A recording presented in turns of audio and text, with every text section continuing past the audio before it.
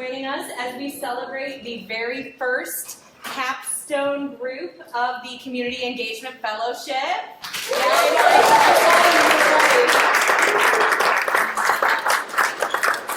These students have been working so hard over the past 2 years to really take advantage of everything that the fellowship has to offer, and tonight serves as a culmination and celebration of their accomplishments, specifically through their capstone project. So for those of you that aren't familiar with how the fellowship works, it is a 5-semester sequence where students engage in conversations about how to engage ethically with their community, how to take on leadership roles, how to make social change that is lasting and impactful. And they also get to build relationships with each other and with folks from around the community. So it's really exciting to see some of the mentors here, family members, family that are here to join us. So I'm Kim Hyde, I'm the Director of Experiential Learning. I'm excited to say that we have a couple of students who are not finishing the cohort or finishing their capstone today, but they are starting. We've got Laura, who's in, she'll be starting her capstone next year, and then, we can applaud for Laura. That's also okay. And we have Yi, Yao, and Eden, who are in the newest cohort of fellows who start in the fall, so we're very excited. They're super embarrassed because they were like, I just came to eat food and watch what the students are doing, so Kim's putting us on the spot. All right, we have 9 presentations to go through. This is casual in the sense that please get up and help yourself to more food. I was told that we apparently ordered catering for 60, so I'm expecting us all to eat that food, so please, I don't remember asking for that much, but apparently when the man from Alibaba dropped it off, he said 60, right? I said, sure, just give me the food. So we're going to start with Sophia, who will get us kicked off and go from there.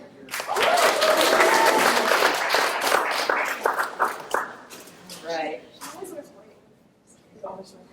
Oh yeah. She didn't get anything on herself. Here you go. Hello, thank you for being here today. I will be starting my presentation. So for my presentation, I wanted my first slide to talk about the community that I was working with, because that's the focus of the work that we do. So the community that I worked with was a Latina community here in Pittsburgh, more specifically working with people at the LCC. And I was able to engage with 5 moms in a small group setting during a focus group session. More specifically, my mentor is Cristina Vallarta Silva, who's in this picture right here, and these are the staff at the LCC. I thought it was important to include the purpose of the LCC and their mission statement, which is to empower, advocate with, and celebrate the Latinx community in Allegheny County. This mission was really prevalent within my conversations with Cristina, and it was always like the focus point of what she said and her purpose for the work that she does. So in terms of my project creation, I think it stems back from my internship at Casa San Jose in, I think, summer of 2022, I believe. I did this internship through the PSIP, which is the Pittsburgh Summer Internship Program, with the help of Kim. And I did work surrounding advocacy, policy. I did some interpretation and translation, kind of off the cuff, which was really stressful, but I think it taught me that I have like more capability than I gave myself credit for. I also helped to lobby for Bill HB 279, which was to advocate for driver's licenses for undocumented immigrants here in PA. So through all this work, I honestly did not enjoy learning about the legislative side of things because it was really nasty, especially the way that they kind of reacted to advocacy relating to rights of undocumented immigrants. So I was like, I will never ever do that again. And then here I am focusing on the same thing or similar thing. This internship and my project feel like I'm giving back to my community. I'm Colombian and my parents are immigrants. So especially in the focus group that I participated in last week, which it was Thursday, I felt almost like I was talking to my own parents and kind of giving them my own experience as a daughter of immigrants, and they said back to me that they felt very kind of validated in their experience as a parent, and they kind of felt hope for their children. One experience I shared is that, I'm getting kind of on a tangent, but I think it's important, is that when I was growing up, translating and interpreting for my parents was something I hated doing. I think it just felt like a lot of pressure for a little kid to do, and I refused, or I was very adamant against it. And they share that they feel really hurt when their children do that to them. So I was like, hang in there, because I think it does get better, and I really, almost everything I do is for my parents. So it was very nice for them to hear, I'm sure. So the project I'm doing is kind of building the policy and advocacy program at the LCC with Christina from the ground up. It's just now started. They haven't had one until now. But Christina is very adamant about it. She has a history in policy and advocacy. And through my talks with her and my internship, it's kind of really demonstrated to me the necessity of having a program at these centers to advocate and empower Latina community members to feel like their voices are heard and important in the community, especially with regards to legislation. This is a picture of me. This was my supervisor, Billy, and my co-intern, and this is a community member, and this was a legislator that we visited to lobby for, whose name, Tim O'Neill, that's his name. Sorry. In terms of my project description, like I mentioned most recently, I went to the community-based needs assessment, which was part 2 of it. The final part, the meeting was last week, and I led a focus group with 5 lovely mothers. We discussed 3 main questions that I took notes on for each one, and I'll translate them here. So the first question was, which of these problems are most urgent in your community, or that you face most urgently in the community, and the youth do as well? What resources or support do the families need to prosper? And what are your opinions with regards to the elections of this year? Do you feel safe with regards to your participation in them? And where do you obtain your information from with regards to the elections, and how do you access them? So to be honest, the first question, that was the majority of the time. I think there was just a lot to say, and it also is very closely intertwined with the rest of the questions, in my opinion, and in the opinion of the mothers. Right now, I'm in the data analysis stage, so I have a compilation of all the responses from the focus groups from this meeting and then the prior one, and right now I'm kind of coding them based off themes that are coming up and patterns that are frequently expressed, in order to then categorize them and write up a kind of a plan, or a way that I can help Christina conceptualize the program, and goals and programs within the program, or workshops within the program that will be aligned with the community members' needs.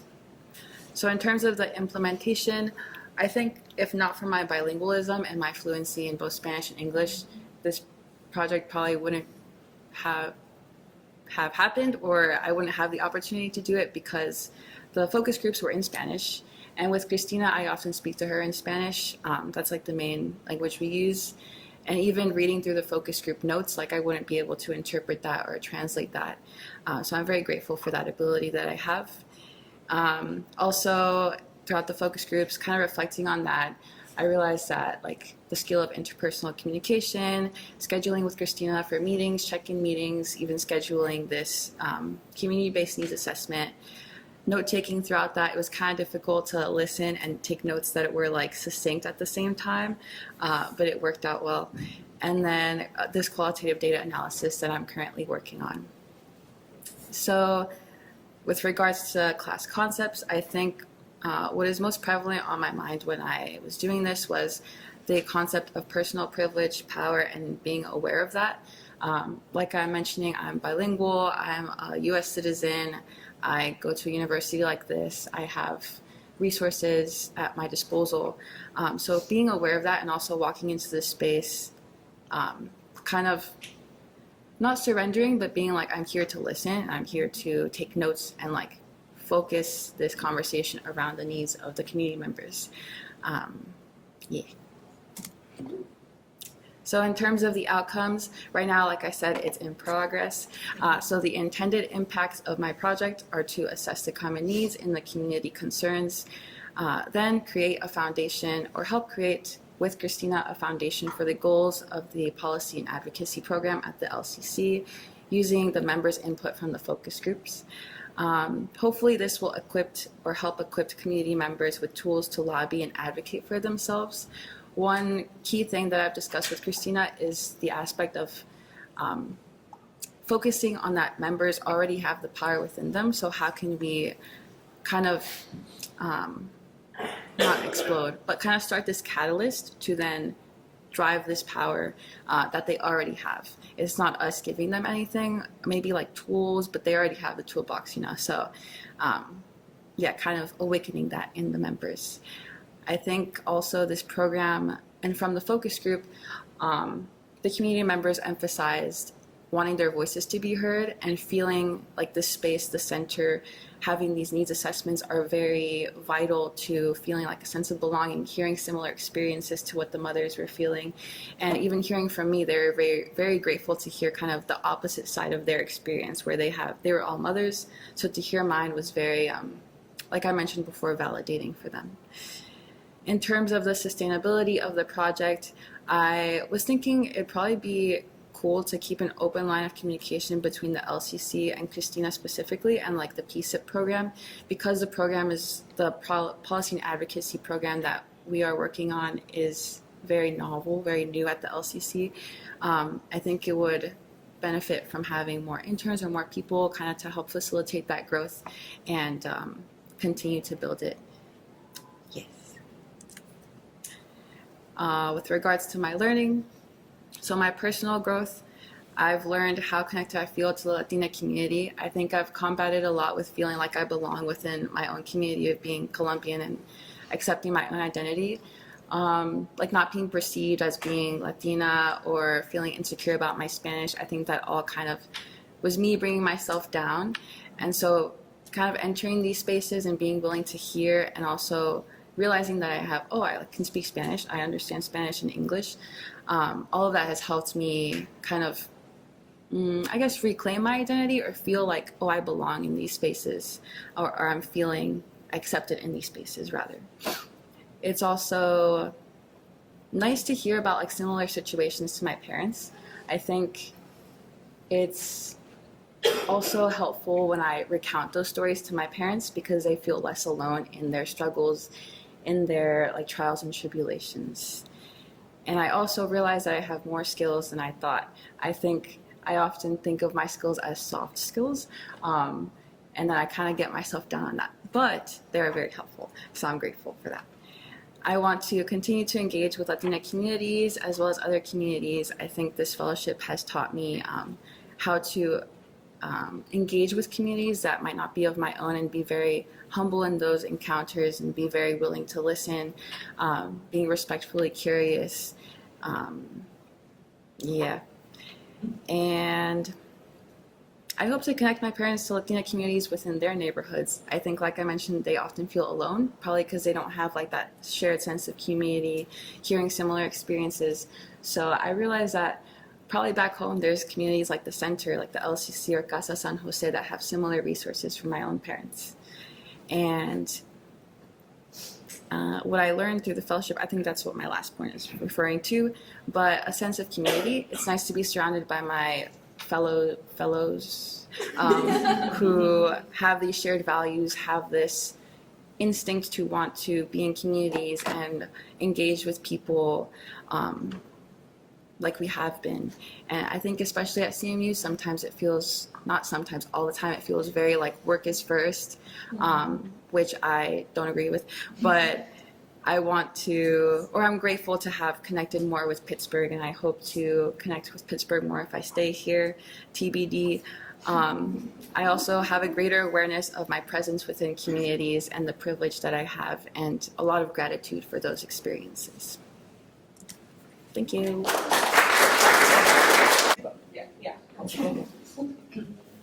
So hi everyone, I'm Stanley. I am a rising senior in clinical psychology, and I chose to engage with the Pittsburgh dance scene. So I guess you may ask, why the dance scene? And also, why is it not dance community, per se? Because like in this fellowship, we use the word community. But for dancers, we use dance scene because we talk about a region of dancers, not necessarily just like one studio is like the entire dance scene. It's multiple studios, multiple crews. There's a lot of people in the dance world. So now, why did I choose the dance scene? So in college, I got more integrated with dancing. I breakdance. I got involved with CMU Street Styles, and I eventually became the president of the club over last summer. So I kind of in a way, I used the club as a conduit for engaging with the community because of the resources that the club has and the name that the club stood for.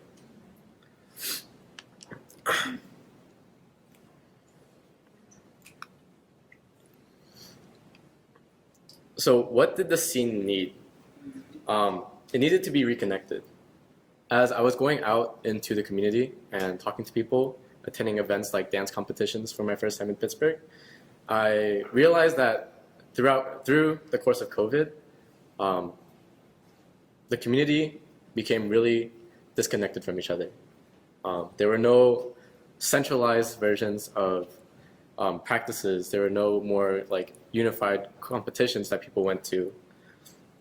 So I guess one of the skills that the fellowship kind of built upon me was really asking and listening to the community about what was needed. And what some of the first things that people told me when I asked them what they wanted to see is, where are Street Styles' practices? Where are we practicing and when?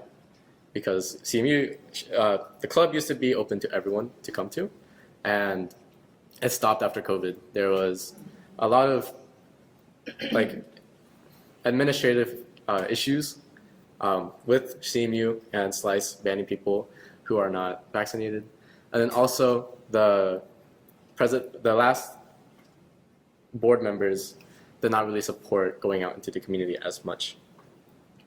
So over this last summer, while I was doing my PSO, I was hosting community dance sessions for the first time and publicly advertising them to the scene. And this is, I think this picture is from the second version, which was, I would probably say, one of the most successful ones. And it was a pretty evenly mixed amount of people for Pittsburgh dancers who are non-college affiliated and CMU affiliated dancers as well. But another thing was missing, and it was what the club calls Battle Zone. So Battle Zone is a dance competition that CMU Street Styles used to host annually, but it also stopped over the course of COVID. It featured a breakdancing competition as well as an all-styles competition, and it brought dancers from around the region, from around Pittsburgh, neighboring cities, and even neighboring states as well. So through hosting Battle Zone, I was able to make sure that people felt welcomed to come in.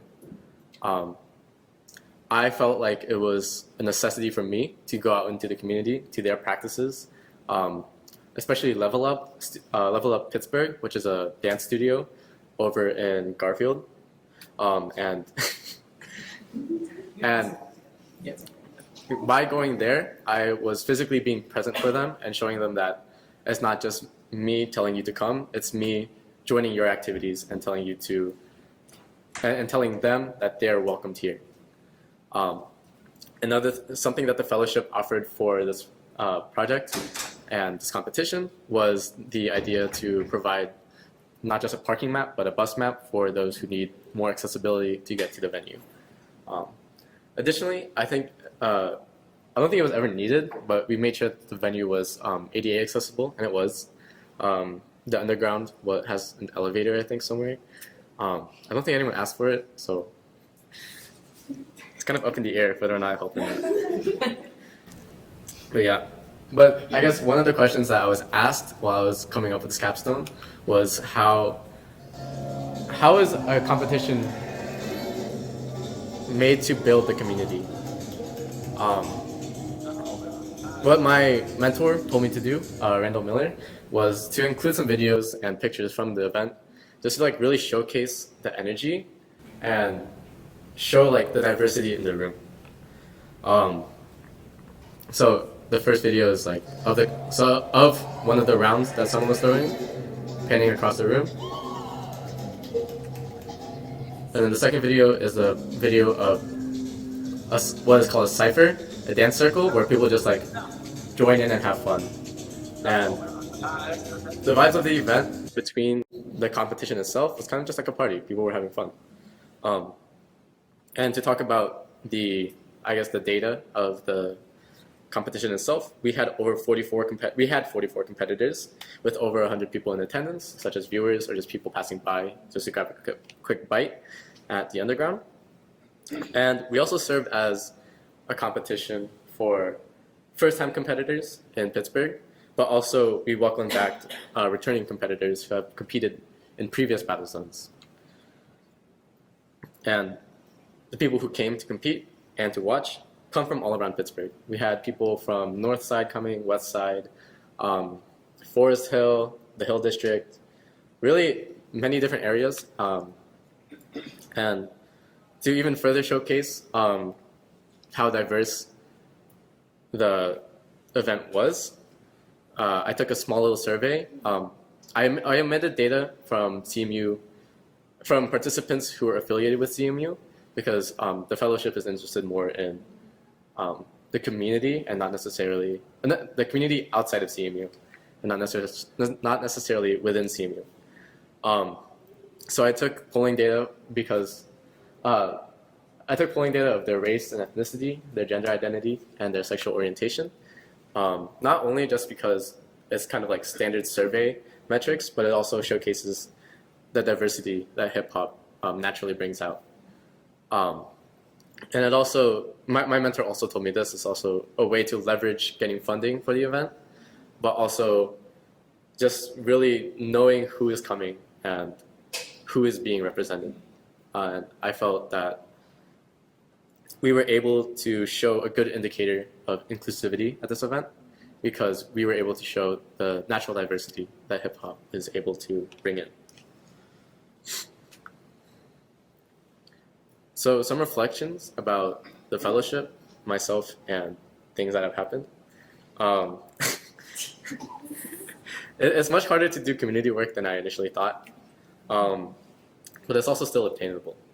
One thing I always question about like working in a nonprofit or like trying to go and just like kind of selling myself out to an industry is whether or not I'd make money. But through the fellowship, I learned that it is possible to make not just a decent living, like a nice living through a nonprofit, but it's also really rewarding. Through my PISA program that I worked with Bloomfield Garfield Corporation, I learned that like I really like talking to people, and it led me, it like helped facilitate my decision making for my future career.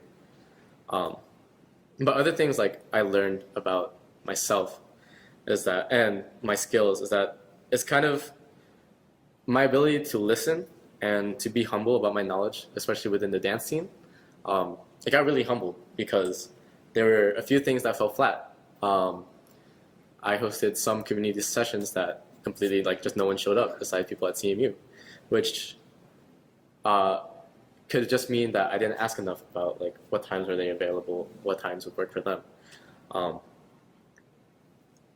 And I didn't know how to run a competition. My mentor helped me a lot with that, but he basically told me one thing about the scene is that like if you say it's gonna start at 1 p.m., you start at 2 p.m. because everyone's late.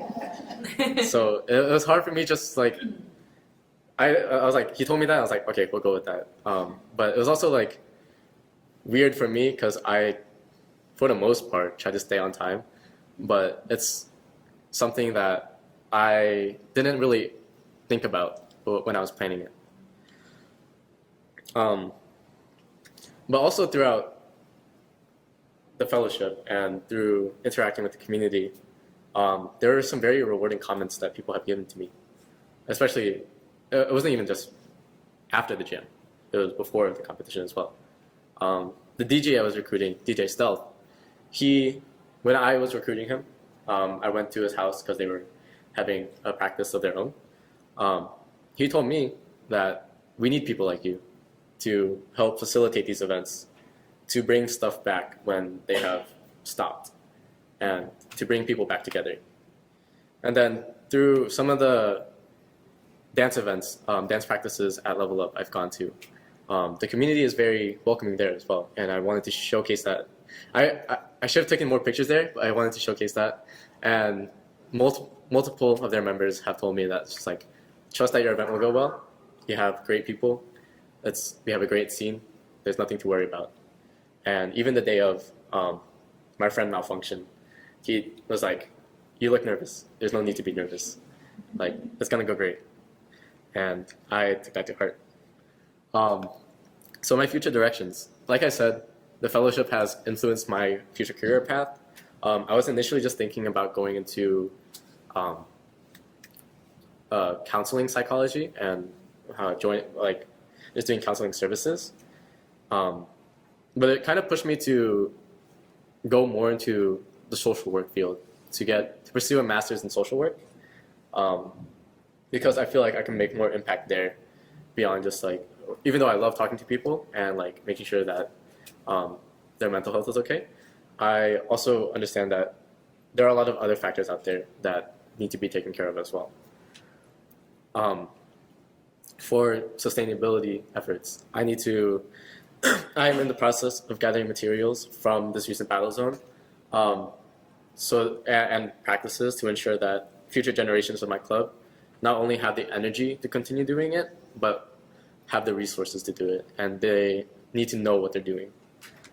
And then finally, this is probably the most exciting part, and I have a picture of it because I had a meeting with them like last week or 2 weeks ago. I met with some of the judges and people and the director of Level Up Pittsburgh, and we are currently we're working on creating what is called the Pittsburgh Street Dance Collective, and essentially it's going to be a more unified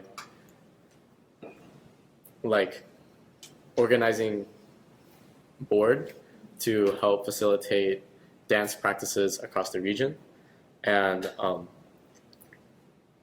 like truly bringing people together with some of the more involved people in Pittsburgh and more qualified people.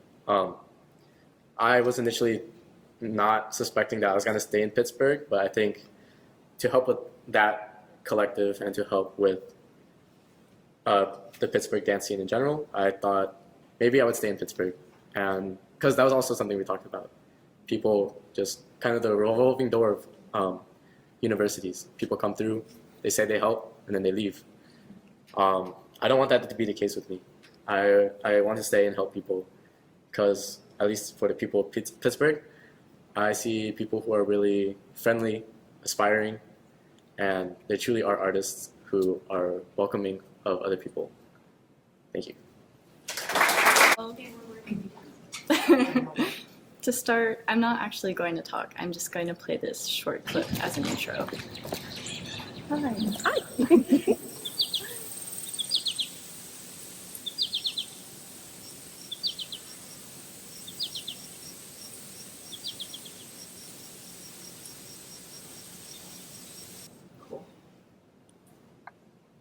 Okay, this is my community engagement capstone project by me, Tatum.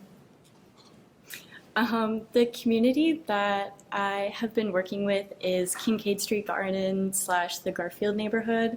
They're both kind of intertwined. Kincaid is in Garfield, so it's bringing in neighbors and community members and like business owners from Garfield.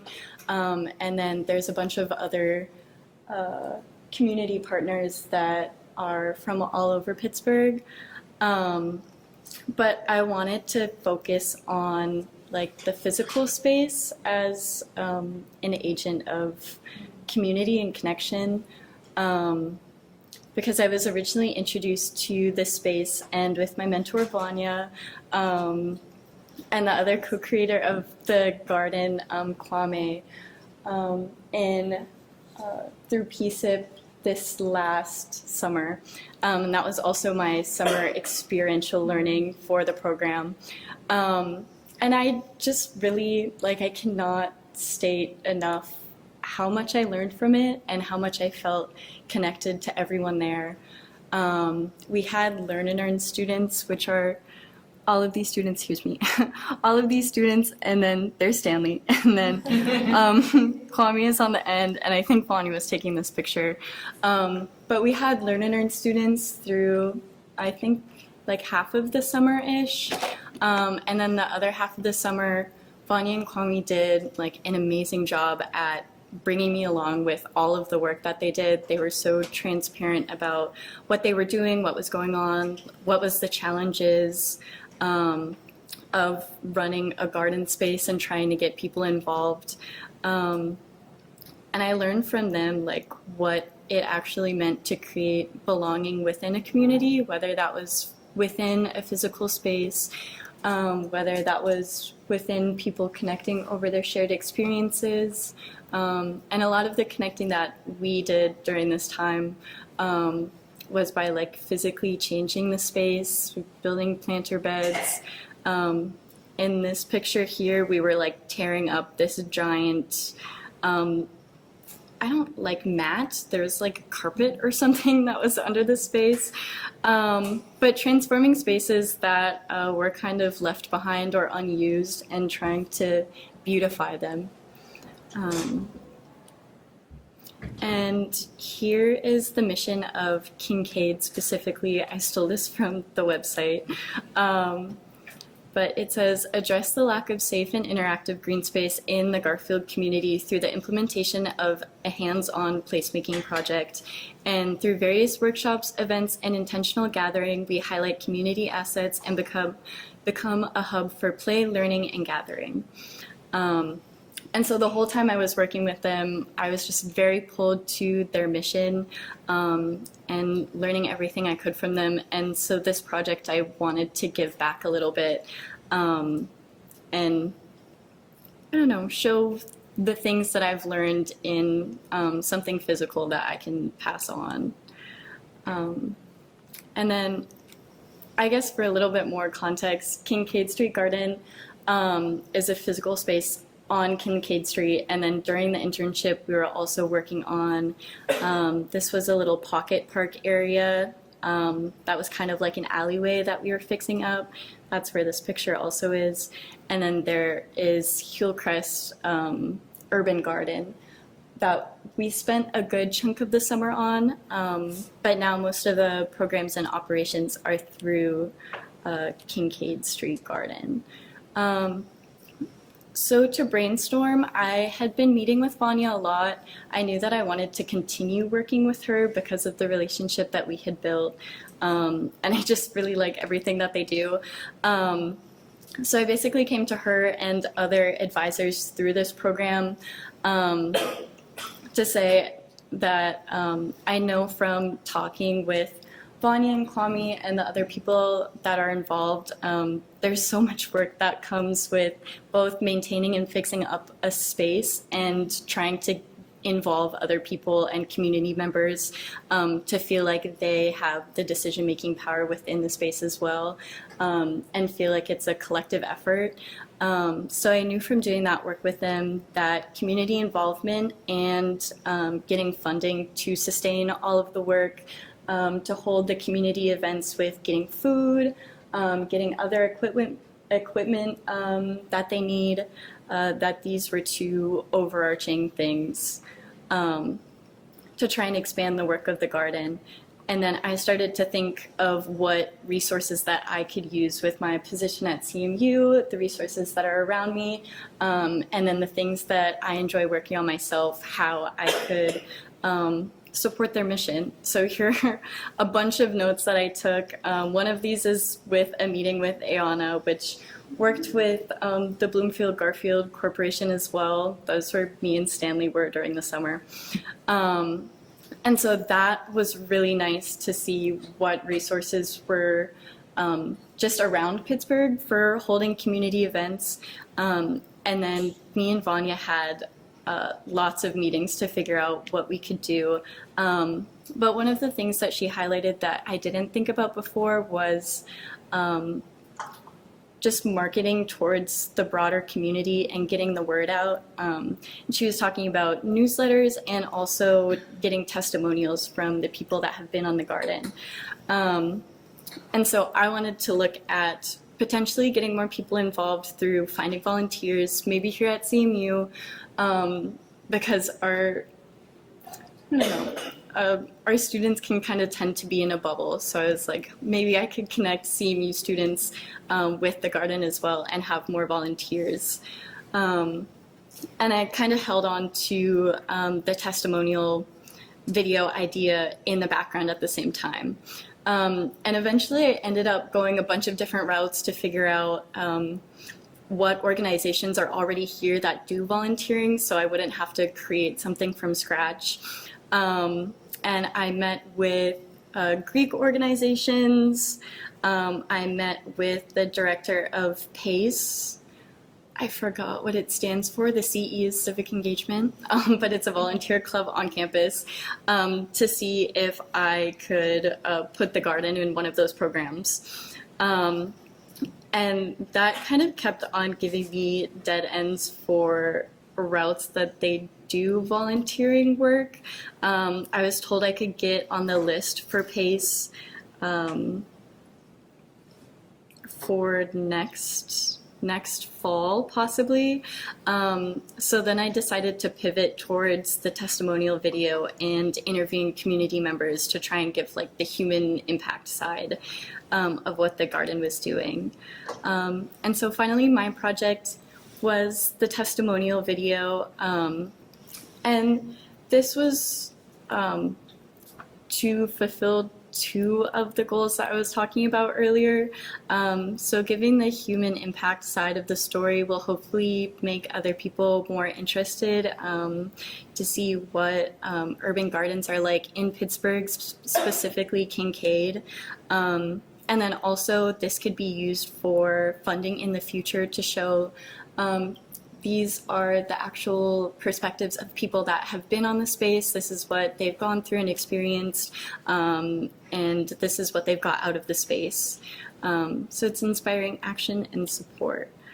And creating this video the whole thing was a huge learning experience. And I had to get really good at planning because I needed to figure out who did I need to talk to, what will I film, and when. So I had to figure out all of the dates that Vanya was having community events in the space, what events I could highlight, and just who I needed to talk to get all of this involved. So the first month was just all emailing people, reaching out, giving a little introduction of my project and seeing if people wanted to get involved. And I wanted to have a mix of experiences that were highlighted in the video. So I wanted to have businesses that have had collaborations with the garden, and the Learn and Earn students as well. And just neighbors, so a whole mix of people that have been on the space. And then doing the interviews, doing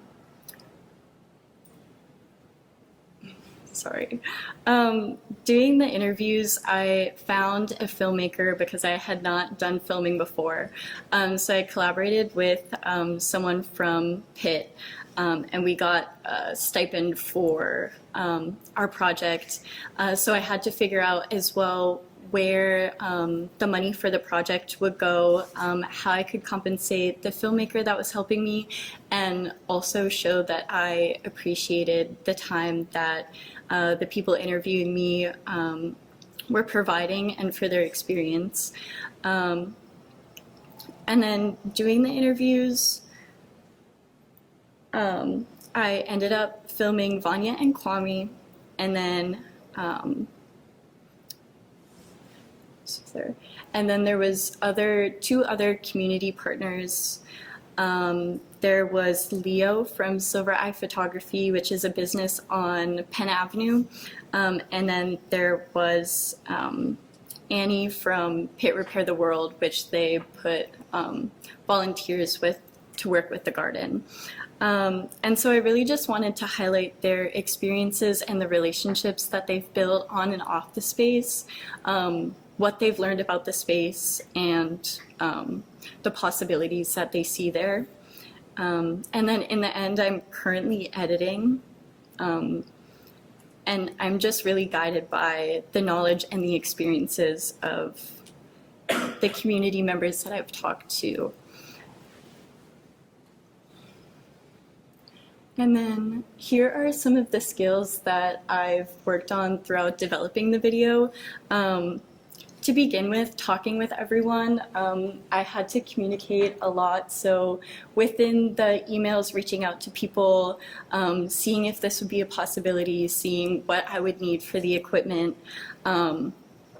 So after finding Sydney, my filmmaker, I reached out to different community members that were involved. And Vanya helped a lot in this regard, connecting me with people that have been involved in the project a lot.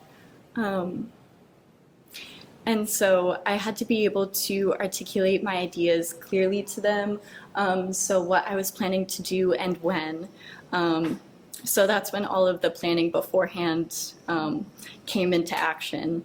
And then I also had to establish timelines and show that I really valued their voice and their contributions there. So with the project funding, I figured that some of it could go towards gift cards for the people that were interviewed, because the interviews had to be on a Saturday.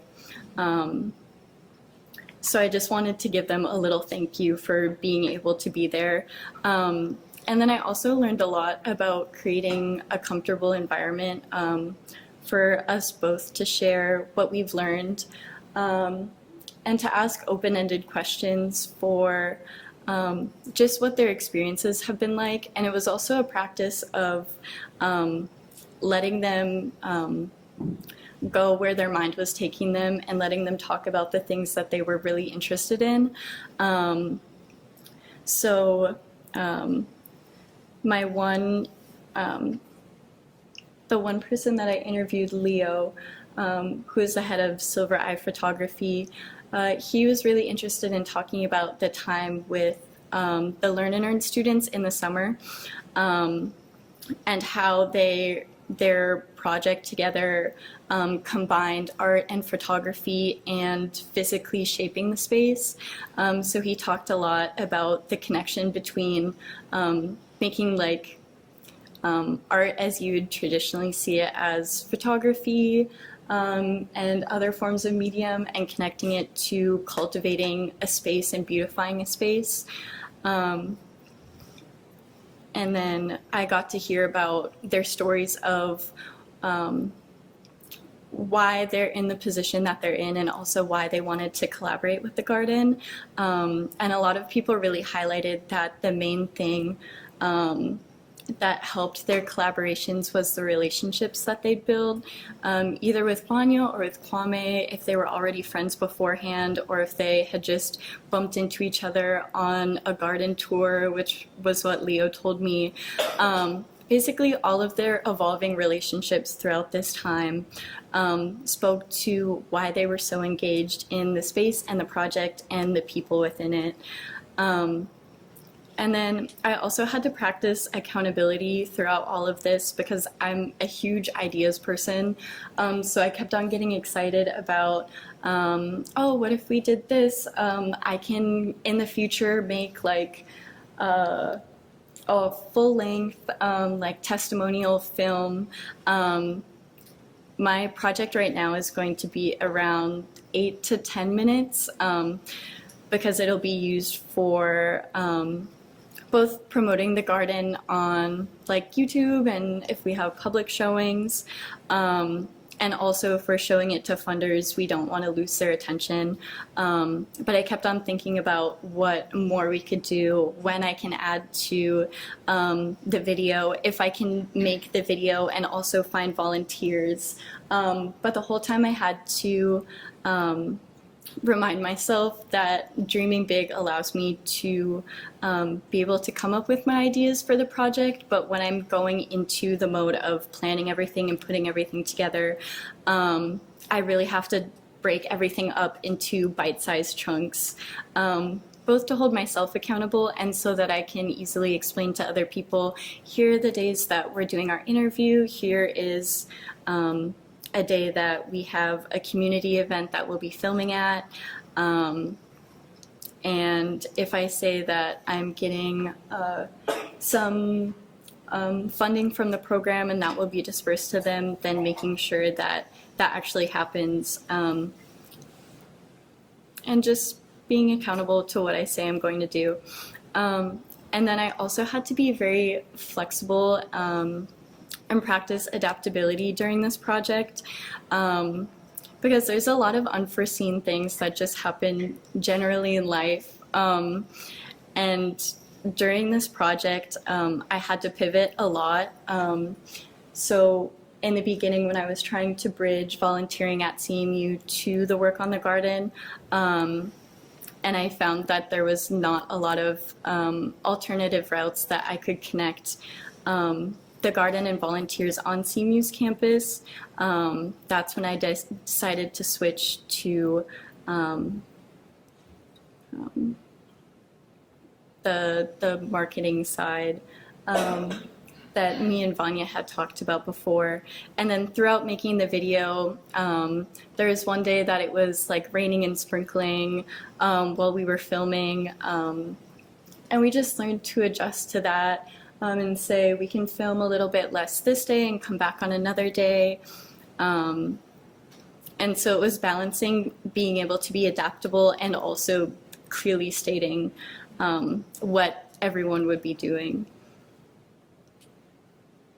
And then the intended outcomes, I'm currently working on the editing portion of the video. I have 4 interviews so far. And I am planning on being finished by mid-June. My film actually got deleted off of the flash drive that I have, so I spent like 2 weeks trying to figure out where I could get it back or what would I do from there if it was deleted. But thankfully the filmmaker Sydney, she had it still on her laptop. So after that delay, I'm back to editing. It was like I downloaded like 3 softwares on like data recovery. I don't know. But I have everything in Premiere Pro. I'm also I've heard from some people that have experience in Premiere Pro because it's my first time doing video editing before, and I got like a little rundown on it.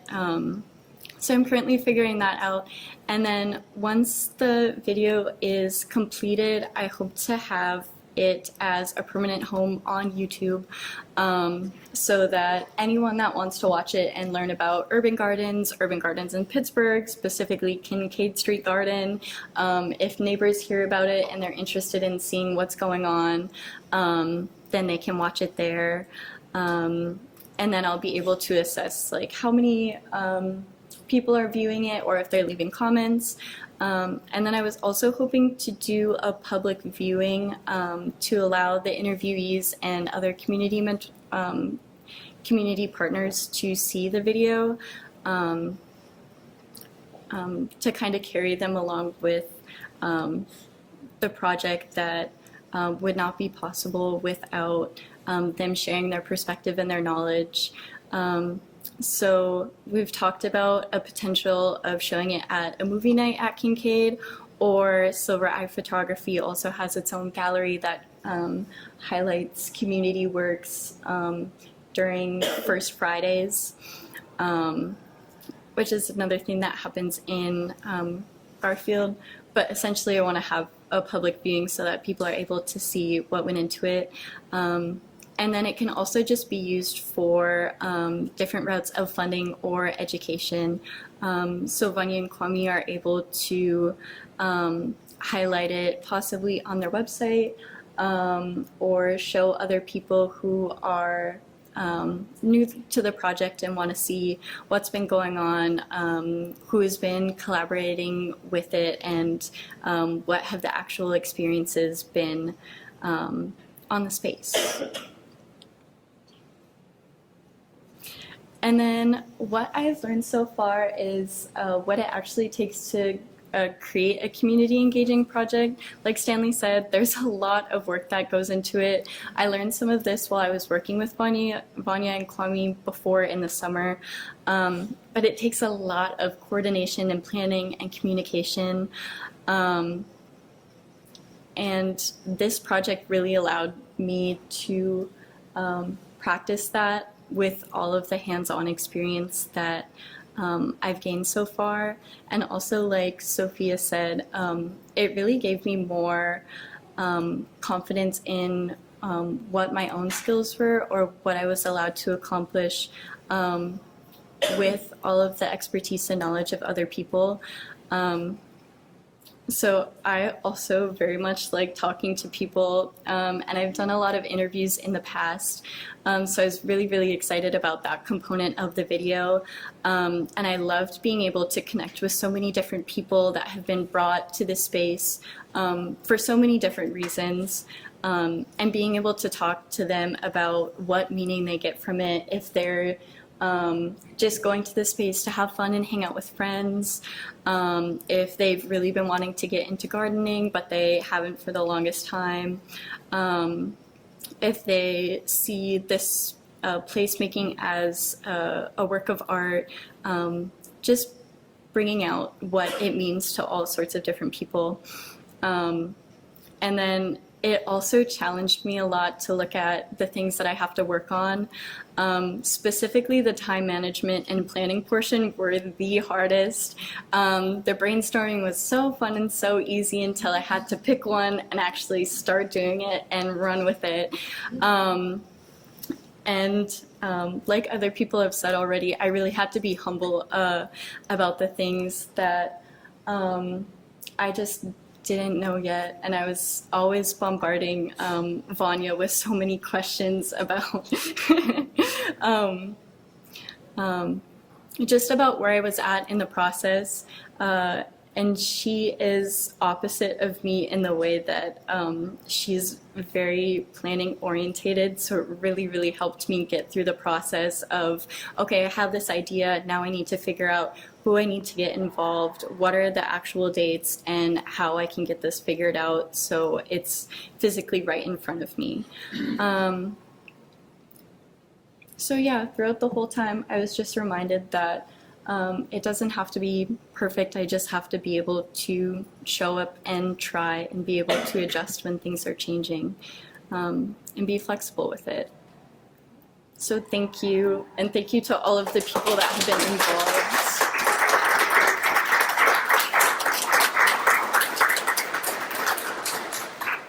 Yep. Okay. I'm Kira. I am a senior studying ethics, history, and public policy, as well as philosophy. I did my project on disabled farm animals care guides, because this is something that's very near and dear to my heart. So the community I'm working with is the farmed animal sanctuary community, which is basically sanctuaries for animals who are traditionally used for food, or, you know, as commodities in some sort of way. So trying to see these animals for the individuals they are rather than as a commodity. So the sanctuaries that take these animals, including the whole community as the animals that are at the sanctuaries, the people who run the sanctuaries, the volunteers, like it takes a lot of people to run these places. And it's a big community that I work with, a lot of different rescues that I've become very close with. And I'm really grateful to this community. So the reason that I'm doing this project is because a lot of the animals that are at these sanctuaries are actually there because they have some sort of health issue or disability they might have been born with or obtained over time, and they're no longer useful to whoever originally had them. So my motivation is and experience in this community is because I actually run a rescue, not a sanctuary, but a rescue that works with all these sanctuaries, Genevieve's Gentle Hearts Rescue. I've rescued my first animal when I was 14 years old. We became incorporated as a rescue thanks to my dad helping out with that as a lawyer, helping file that paperwork when I was 17. And so that way we were able to become a 501c3 and get donations so that we can continue doing this. And I work closely with a lot of places in California, but I also work with people across the U.S. I've actually worked with Pennsylvania sanctuaries. There's one called Hope Haven that's about 30 minutes away. They're really great. They took 2 chickens from us that we found abandoned in a park. And my motivation is really because I've spent so much time with these animals and just like taking care of them, like seeing them as individuals really made me want to like help more of them in whatever way I can. And I'm only one person, and like I don't have a lot of energy all the time, so I can't save them all. So the motivation for this experience was to make these packets so that more people can help them. So my mentor is Dr. Crystal Heath. She is amazing. She runs 2 nonprofit organizations, one for basically our honor, which is advocating for veterinarians who are looking at animals more as like they love animals, that's why they got into the veterinary field, rather than seeing them as commodities. This is actually, I did a different project about the AVMA and all this stuff, but not important. Anyway, she's really cool. She does a lot of advocacy work. She actually did some whistleblowing on the bird flu stuff. Very, very successful lady. And then my friend Maya, who runs Viva Global Rescue, she's one of many people. I just put her on her because she did a lot of the work too. Her rescue takes in a lot of disabled animals. So right now they just took in 2 baby goats with cerebral hyperplasia, which makes them like their muscles are kind of weird. They can't walk very well. And she's kind of on the forefront of helping make these treatments and working with Dr. Rose and one of her vets to create new ways to treat these animals that originally, like, a lot of people don't know how to treat these animals. You know, they make these animals, and then if they end up having a disability, they kind of just throw them out. So that's the reason why these packets are needed. You can't just go to a vet and the vet will help you. You need to kind of do a lot of work yourself. And like my first cleft palate goat, which is one of the packets we made, is something that really inspired me to do this, because we took in this goat and we were asking other sanctuaries, we were asking vets, even UC Davis, top veterinary school in the country, like they wouldn't do the surgery to help her. They were like, we just think it's too risky. And I'm like, well, I'm paying you, what do you want? But they wouldn't do anything. So we ended up finding a local vet who was like, we'll do it as an experimental thing, because she needed it to save her life. So some of the conditions that we're including in this, and we're ongoing, this is an ongoing project. Basically, so far we've done like cleft palates and ruminants, contracted tendons in goats and sheep, and crossbeak in chickens. And hopefully we'll have 5 totally done by the time I have to turn this in. We'll see. I'm about 3 so far. The care guides basically provide an overview of the condition. Is it genetic? Is it obtained? How can it be fixed? What are the current treatment options? How to care for the animal at home. So with conditions like contracted tendons, there's like certain vet wraps you can do to straighten out the legs, and physical therapy exercises you can do.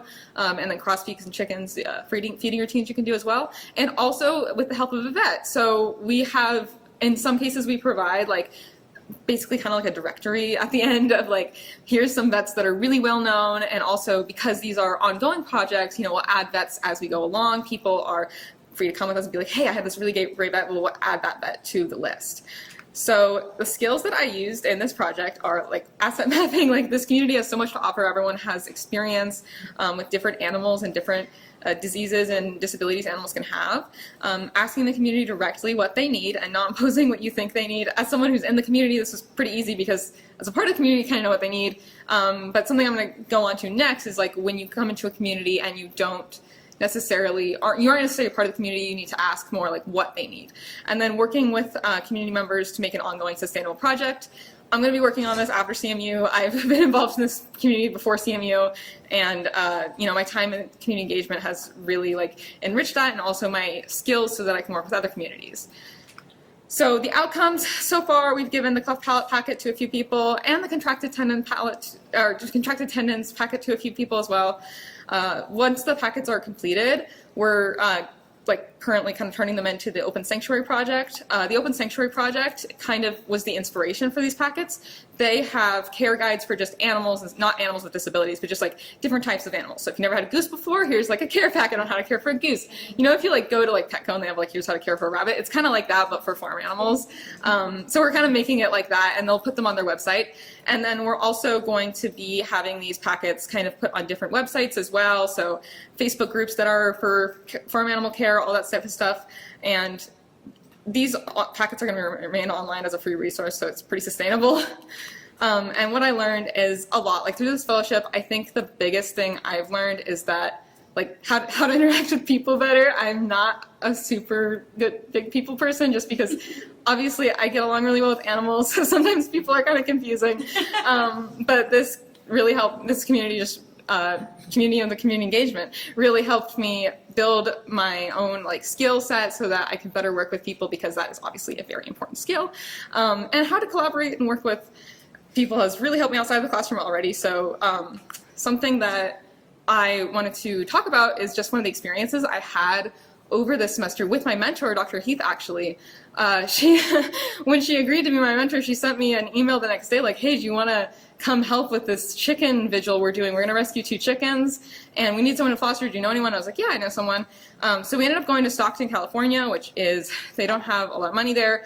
And when we turned the corner to go to the chicken slaughterhouse, there was all these stray dogs, and I was like, we're taking 2 chickens. We can't take more than that because that's what they've agreed to give us. But I was like, oh, we can rescue some stray dogs. So I called my friend Maddie, who's just as crazy as me and takes a bunch of animals. And she was like, all right, I'll come down. And we were asking around because there's a lot of homeless people there too. We wanted to make sure, you know, we're not taking anyone's pet. If you're homeless, you've already gone through enough. I don't want to take your dog from you. So we were asking around, seeing if anyone, like, these dogs belong to anyone. And we ended up running into Fernando, who was like, I have 27 dogs behind the laundromat. I'm like, what? He was serious. He has been caring for the dogs that keep continuously breeding because they're not spayed or neutered. And they're just last month opened up a program that we're working with to spay and neuter these dogs because it's just continuously endless. And he just works what jobs he can. He's undocumented. He doesn't have a home. He has like a trailer. So he's just working all these jobs to kind of like feed these dogs like chicken cans and like whatever he can get them to like try to get them to survive. So we were like, well, guess we're going home with more dogs. So that day we took 10 dogs. And then we went back on Friday and we took 5 more dogs. I also have a video. I think we have time for the video. It's only like 3 minutes. Yeah. So I have a video that we went with Joanne MacArthur. Oh, that's the after pictures. Cute. But we went with Joanne MacArthur. She is a like very prolific photojournalist, and she made this amazing video. And these photos are by her, which is why they're all like black and white and fancy. So I play the video. It's not gonna. If I can't do it, it's whatever. Oh, there you go. Yeah. Ah, Nope. nope. Nope. That was not it. Yeah, press escape. And Escape. Then Oh. Oh no. try, no, like just fully. Oh. Yeah, there you go. Yeah. Now hover. Yeah, there you go. Oh, it's a copy paste. Really? Okay. This is. Oh my god. All right. You know what? We can do it later, but anyway. Do you want me to do it? You can do it. Do it. I'm not a tech person. You are fine.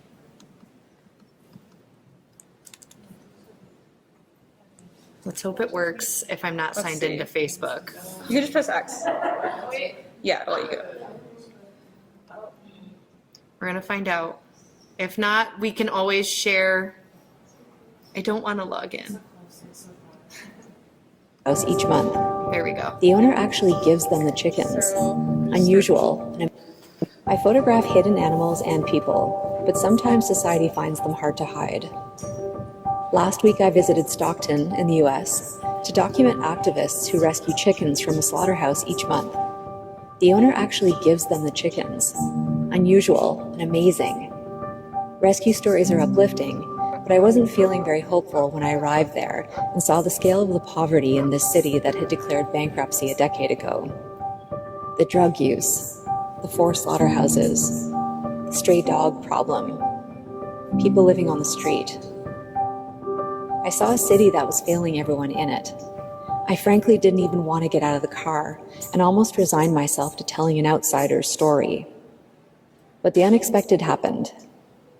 The activists and I did immerse ourselves. And I met Fernando Garcia, a 47-year-old Hispanic houseless man. He works as a mechanic.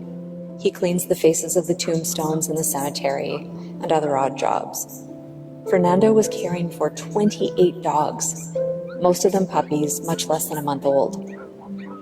People tell me to just kill them, he told me, but I want to take care of them. As he fed the dogs a few cans of food, we arranged to help Fernando. The activists took with them 8 dogs. They're all getting vet care. They'll all be adopted, and these folks are returning to help the rest. And yep, they're going to do their best to help Fernando too. Fernando cried a lot. God is visiting me today, he said.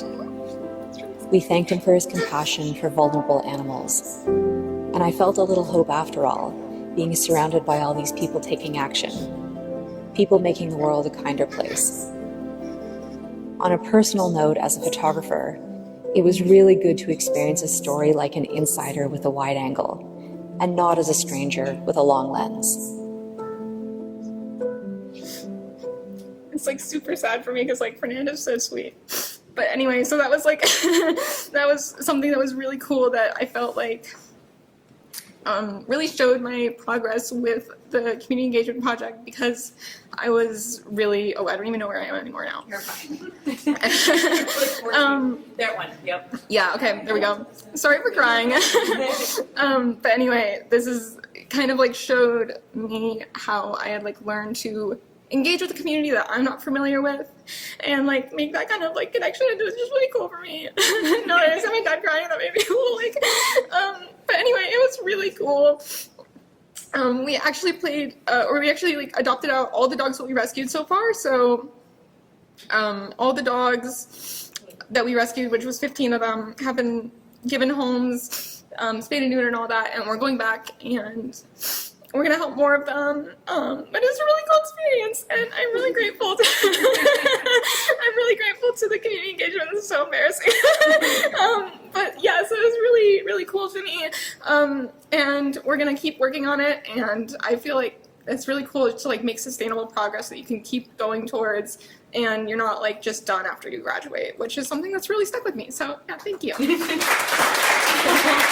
Hello, my name is Warisha Khan, and today I'm going to be talking about the Lead Her Opportunities Outreach Program Leadership Conference. For those of you who don't know, the Lead Her Opportunities Outreach Program, also known as LOOP, is a program that I started in high school that supports young women in STEM. It's based in Dallas. So last October, during fall break, I got to visit one of LOOP's general board meetings, and I didn't really go in with an agenda, just because I wanted to feel out the culture that Loop had created within itself ever since I left. And we found ourselves on the topic of leadership. I asked them what leadership meant to them, like what is leadership and what it's not. They talked about how leadership is the person who isn't afraid to go up first. And they told me that leadership isn't the person on the team that just doesn't want to listen to the ideas of other people in the room. I realized after having these conversations that a lot of the things that they mentioned only existed within the hypothetical. Nobody was actually telling me how it showed up in their lives. So I posed that question, and the room went silent, which is really weird, because after that meeting, I met with Ms. Ruling, who is the advisor for Loop, and we talked about how these girls are leaders whether they know it or not. And it shows up when you look at the pre-survey data that we did for the conference. A lot of them don't have parents that went to college, and majority of them are immigrants themselves or children of immigrants. So how could they not be leaders? And within discussing the nuances of that silence when I posed that question, we kind of came to realize that these girls are leaders, but they just don't have a formal skill set of leadership. So, while that was going on, during the fall semester in Corinne and Jess's class, we talked about the Forbes Fund GPNP conference. I attended this thanks to them, and it was such a fun experience. I remember just like being around so many people who are from different nonprofits around Pittsburgh, and them just sharing the skills that they learned, and it was just a community of itself. And right after that, I had a meeting with Ms. Rilling to talk about what we were going to do for our capstone. So it starts off like a normal phone call, and it very much felt like, I don't know, like when you lose something, and then you're like, Mom, I don't know where it is, and they're like, it's right there. Well, so basically the phone call went that I was describing how my day went, and I was like, I went to this conference. It was so much fun. And there were workshops, and I just left there feeling so energized and motivated and about like the skills that I learned. And she's like, oh, that sounds like a great idea. Let's do that. And I was like, what? And we were thinking of so many other ways that this capstone could go through, like a science fair kind of idea. And she was like, no, Marisha, we want to focus on leadership. You said you learned a lot of leadership skills from going to this conference. We can make this a high school level thing. And I was like, oh, yeah, that's a good idea. And she's like, it was your idea. She's very direct, and I love that about her. So that's how we came up with the idea for the Loop 2024 conference. And so that's how the creation went. But what did the actual event look like? Well, I wanted the girls engaged as much as possible. And so one thing that we did was we came up with, let's have a dinner and have the girls create the food together. So that brings in that sense of community. Actually, there were a couple issues before this.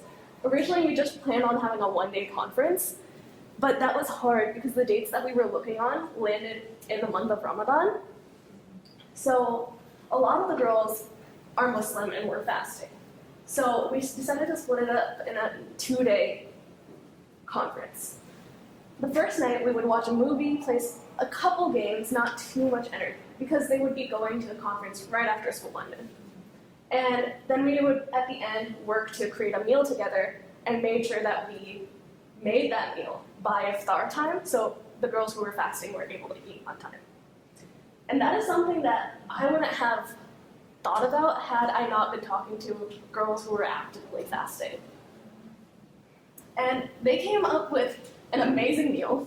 This was delicious. And they made like these beautiful full charcuterie boards and amazing dessert as well with halal marshmallows. Yeah, that was a new one for me too. And they just all had a lot of fun. But that was day one. That was the Friday night. Saturday morning, we had some amazing women come talk to us. This is Christine Juha and Michelle Studer.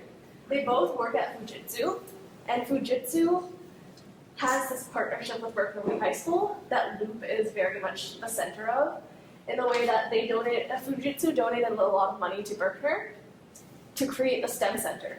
And then they kind of forgot about us for a couple years, and the STEM Center is where the Loop event was hosted. So Fujitsu, after COVID, was like, oh yeah, let's do more community engagement stuff. What about that high school that we worked with? And they're like, oh yeah, they just made this new program called Loop, and it's supporting young women in STEM. And they're like, oh, let's start like a program with them. So they've done a lot of events in companionship with Loop. And so they had these two amazing women come and lead their own leadership exercises. And then there's also Michelle Baker, who I found through LinkedIn. And it was just kind of, I reached out to one of my people in my network, and she's like, I'm not available that day. I have someone else in mind. And so she connects me with Michelle, and Michelle is so energetic. She calls herself like the Chief Confidence Igniter, and she's an international speaker, and I very much believe she earns that title. And so, the program, like the actual Saturday events, I believe you guys have a pamphlet in front of you as well. There's a page on there that details the specific events. But it was, in the morning we had a panel in where these three amazing women and I sat down in this discussion and we kind of talked about like some of the questions that the girls had prior to the event, and like how leadership shows up in their lives, what like leadership looks like for women specifically, things like that. And this gave them a chance to kind of get to know these women before interacting with them in individual sessions. So the individual sessions, we had rotations, and each group had about like 5-6 people. So it was very intimate. So everyone got a chance to talk. Everybody was engaged. And we ended the day with a Shark Tank activity, which is a bunch of games that I kind of created with the help of like friends that like focus on different type of leadership skills that weren't covered within the morning exercises, more like communication, teamwork, quick thinking. So how did I measure growth in learning? There were a bunch of surveys that I sent out. And if you guys take a look at the survey for the conference paper, I have 2 different ways that I kind of made this paper. This is kind of part of the analysis part of my final portfolio. And so there's the ChatGPT summary, because I just wanted the keywords to be highlighted. And then there's the visual responses from the students. And some of them are so cute. Like, there's one that like just talks about like, you lit the flame inside of me. And so the way that I made these surveys was, there's 2 actual surveys. There's the pre-survey and the post-survey. But I also had thank you notes. So the girls, before going to the sessions, had to, like, they were told that they were going to write thank you messages to the women who were there. And then I would send them out after the conference. I also took a look at those thank you messages. And in those thank you messages, to write a good thank you note, you have to think about what you gained from that session. So the girls going in were like, okay, I need to actively pay attention because I have to write something afterwards. And so it kind of gave me some insight into their personal learning. Yeah. Very proud of that. But what did I learn? I learned a lot.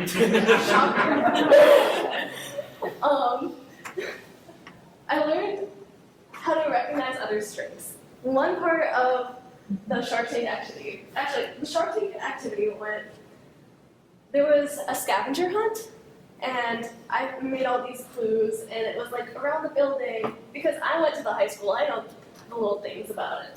And so the girls worked together to find all the ingredients to build their laundry detergent. It was all based on the laundry detergent, because it just worked out for me. And then there was Poetry for Neanderthals, which is a game where you try to like hint at words or concepts using 1-syllable words. And it was like things that you would see on a laundry detergent commercial, like lavender scented, and you have to like hint at that. So it was like communication games. Group 1, excelling at all of these games. Group 2, I felt bad for them. They struggled a good bit, and I felt like I was hand-feeding them a lot of the answers. But then the last part of the Shark Tank activity was kind of like posing a commercial for your product. And group 1 did good, but group 2 did amazing. I found myself laughing and feeling really engaged, and feeling like I would actually buy this laundry detergent if it was an option. And it was kind of realizing that, oh, it's like a metaphor. The one where like the fish climbs a tree and you can't judge it for that. Yes. You know.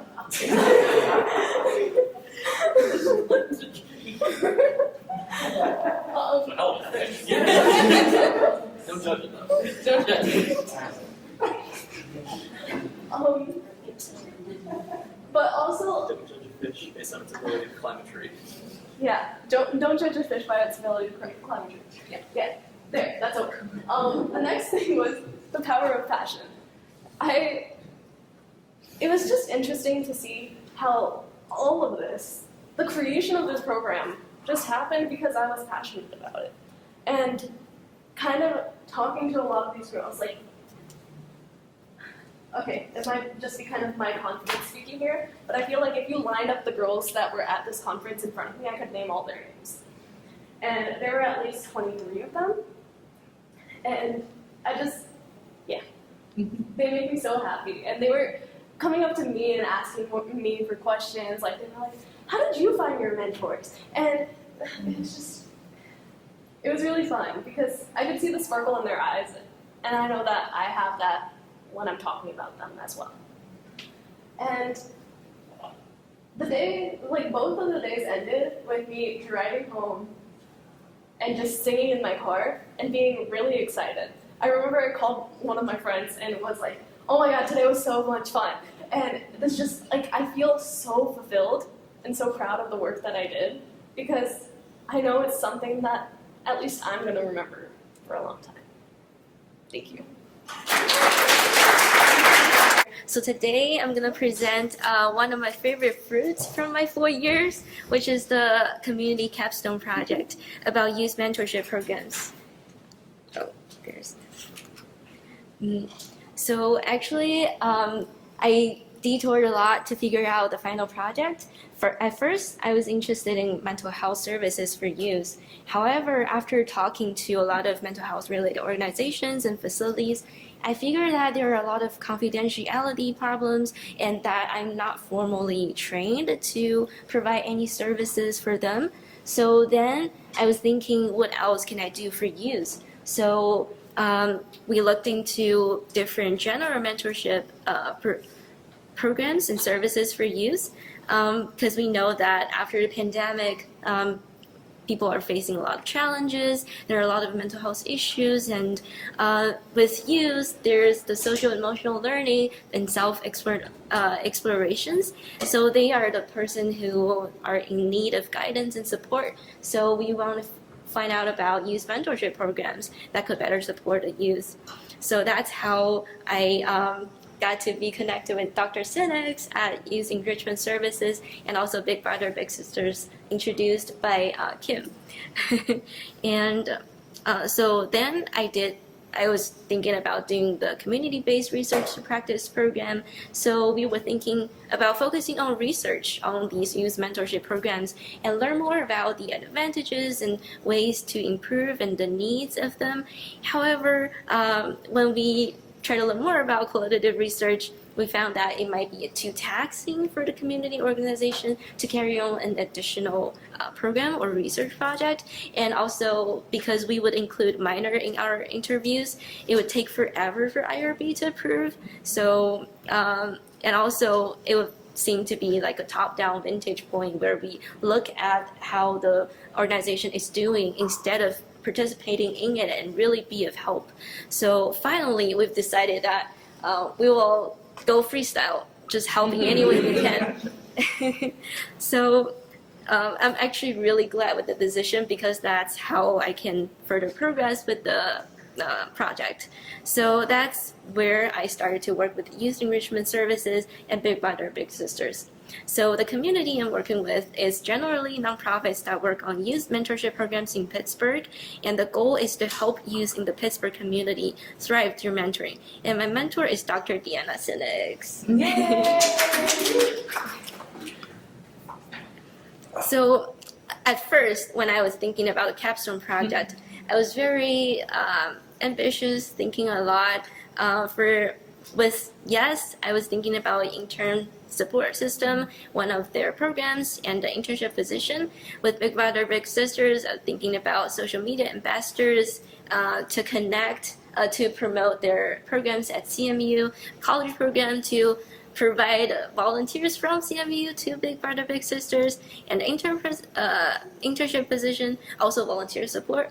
But after I talked with my mentors and instructors, I realized that this is probably only a dream and it's not feasible. So after talking with my mentors, community members, I finalized my capstone project to be focusing on the specifically intern support system at YES and the liaison for college program at BBBS. So here is what I actually did for the capstone project. For the internship position, I created a description, and thankfully the psychology department agreed to put this on the website. So now psychology students can take this for credits, I don't know if I can. So it basically looks like this with the descriptions, requirements, and let me go back. Yeah. And then for the intern support system at YES, I created the intern onboarding handbook, which would include information about YES, the programs at YES, and the specifics, and also some resources to support interns at the organization. For example, what they need to do before they are actually doing the job, and person they can contact, and feedback form to collect, and how they can report incidents they observe with students, and some well-being self-care resources for the interns at the organizations.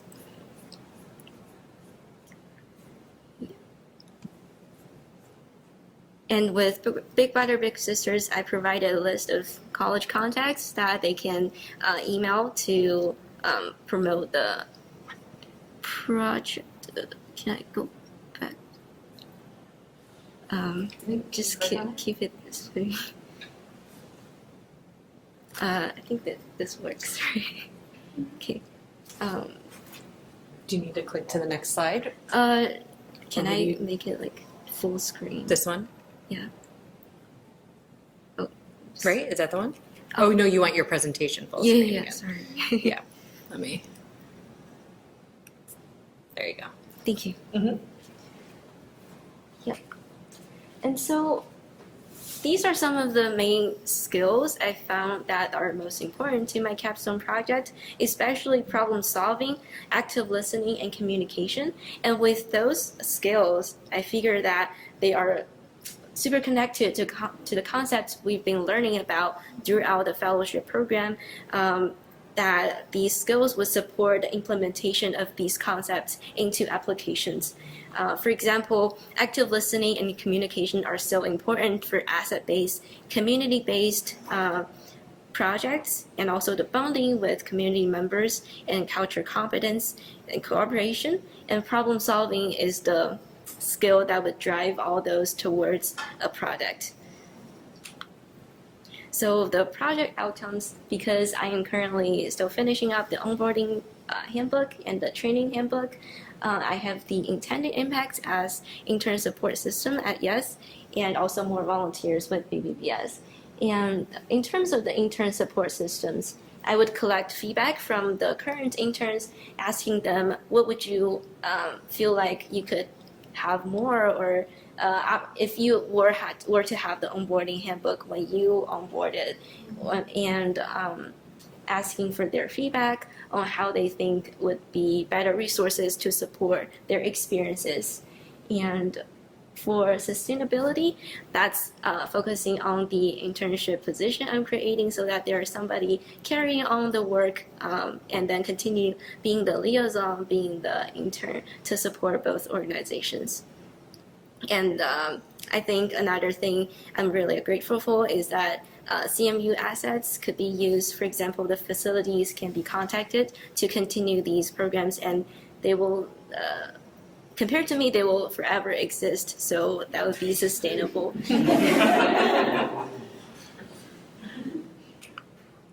So for my program learning, this reminds me of the presentation I had with Marisha actually about our walkabout in Skirt Hill. And then during the question and answer section, somebody asked, why would a community space inspire leadership? And back then I was blanking out and didn't have an answer to that. But now, after all those experiences, I'm thinking that it's because of that is a down top process, because if you grow from a community, you're connected to the community, affiliated, then you would feel the strong urge to really return back and pay back and to do something for the community. And leadership is really somebody willing to serve the community instead of assigning tasks stuff. So if you want to be a public servant, then probably means that you came from that public and are strongly affiliated with the community. So that's what I get from the experience. And another thing I really appreciate is that I've always had a model. My personal model is that everyone is fighting a battle that I know nothing about, so I should respect. But also after the fellowship, I figured that we don't have to actually fight the battles by ourselves. There are communities, there's the power of the collective that we can figure it out together. And personally, actually, the fellowship programs has changed my career path. Before, I was really interested in research in clinical psychology and neuroscience, but now I'm more so interested in public health, which is the social and systemic determinants of health, because these are the factors that could help us create interventions and promotion programs and treatments for people in need, and we can do actual work to help them instead of doing everything on paperwork. And finally, a little bit philosophical. This really urged me to think about who I am, what makes up of me. And I think that's the past experiences I have, the memories I have, and especially the interactions with the world and with other people. So I finally realized that it's the bondings that matters the most, because what does it mean to be existent? That means somebody remembers you. Yeah.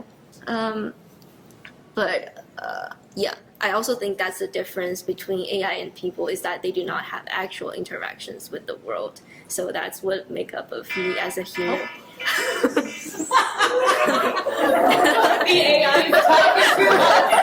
AI is not happy. Oh, sorry. Yeah. So I have a last really sort of a cheesy slide about what really was what I learned is the individual qualities and the things I learned from each individuals. Kim really taught me about how to be a considerate, responsible person who clearly communicate about expectations and what to do. Dr. Sinix really taught me a lot about how to communicate with youth, because that's kind of hard, and community research and program designs. And one of the things I really appreciate from Jazz is that she taught me to start from small. I think this really helped me solve a lot of problems and confusions, because I was always thinking that we should do something like this. But actually, if we start from small, the compound effect over time would create that big effect, but with less stress and actually more smoothly. And Corin really taught me about how to reconcile between ideal and reality, how to shrink the project into feasible project. And Krista was telling me to be present and flexible for the community organizations. And Dave really, he was always talking about soft skills. It's so important, and that's something I'm still working so hard on, because I really want to be a sociable and somebody who can joke around, but I still lack of the oral vocabulary to do it. But so that's why I really appreciate all my fellow cohort members. You all are my urban dictionaries. I learned about so much just from listening to you all talking and just being there, implicitly absorbing things from you all and the inspirations. I probably didn't express a lot throughout the fellowship program, but I really want to genuinely thank everybody for being there and teach me something every day. Thank you so much.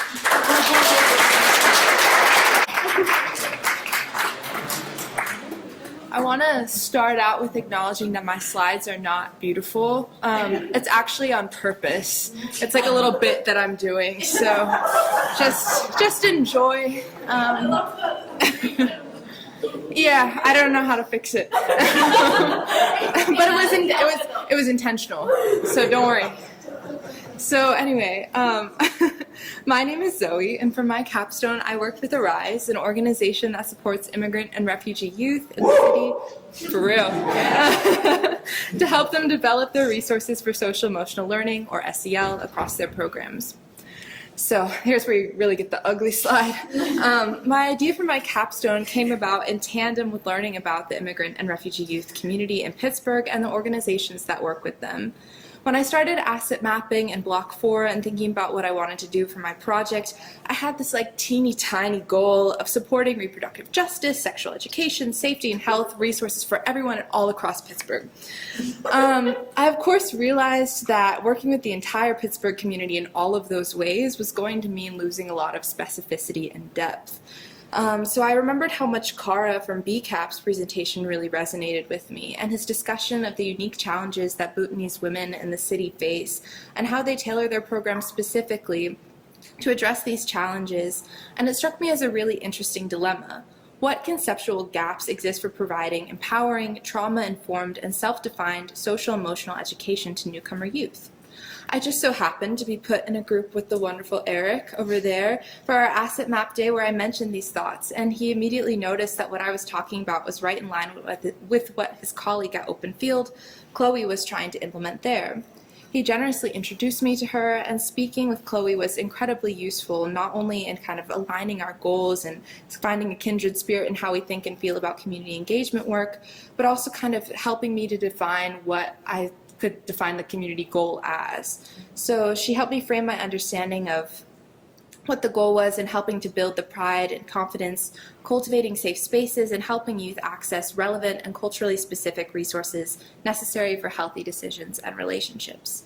So Chloe recommended that I reach out to folks at Arise, where I got to speak with Fernan, who became my mentor for this project.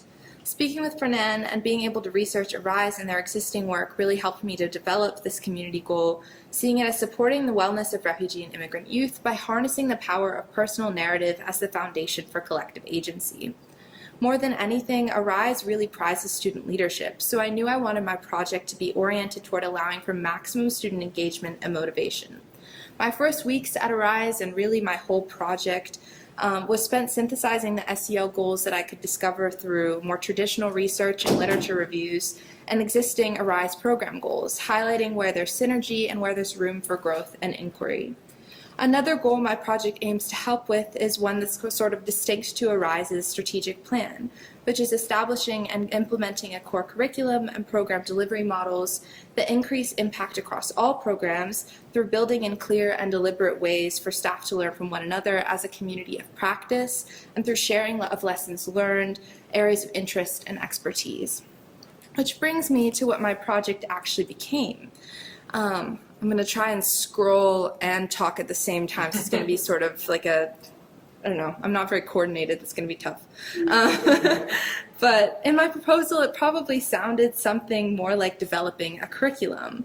But given the emphasis on asset-based approaches, humility, and learning from the leaders and community stakeholders out there doing the work every day during the fellowship, I wanted my project to support Arise and their goals, not necessarily be the driver of a new or poorly matched agenda. In my sophomore year, I participated in a community think tank where we did inquiries into community leadership and advocacy, focusing on rivaling perspectives and telling the story behind the story of leadership. Starting with in-depth research into both SEL literature for newcomer students and with Arise program goals distinctively and their daily and weekly programming, I did that sort of initial synthesis step that I described earlier. Then I met with, or am meeting with, each program leader to get that story behind the story component, assessing what challenges but also successes come up when implementing SEL strategies, and providing options or resources for each program to implement as they see fit. This also meant focusing on the practices, strategies, and hard sacrifices that program leaders sometimes have to make when they're balancing their position of authority with student growth. Summarizing all of this helps leaders to learn from one another and, more structurally, helps Arise evaluate what systemic barriers get in the way of their goals at times. While research and synthesis were probably the most material skills that I needed to do this, the most important thing and the lesson that I learned from this fellowship was to build trust with the leaders when I was talking with them. I knew that I couldn't come into these discussions as a new, like, Arise intern saying that I have some expertise or that I'm, I have all the solutions or that I'm trying to give you more to do on top of your busy schedules, but figure out how I can showcase their knowledge or how I can celebrate their successes or brainstorm what support could be provided for areas that routinely frustrate or impede their ability to realize their very important goals. So let's see if I can get out of here.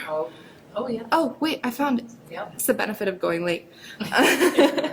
So the impact of my project is that it provides Arise with 3 program-specific documents that formally summarize their goals in connection to SEL literature, which is beneficial for grant writing, planning, and internal knowledge-sharing purposes, while also hopefully providing each leader with a set of options, strategies, and resources to use as they implement their programs each year.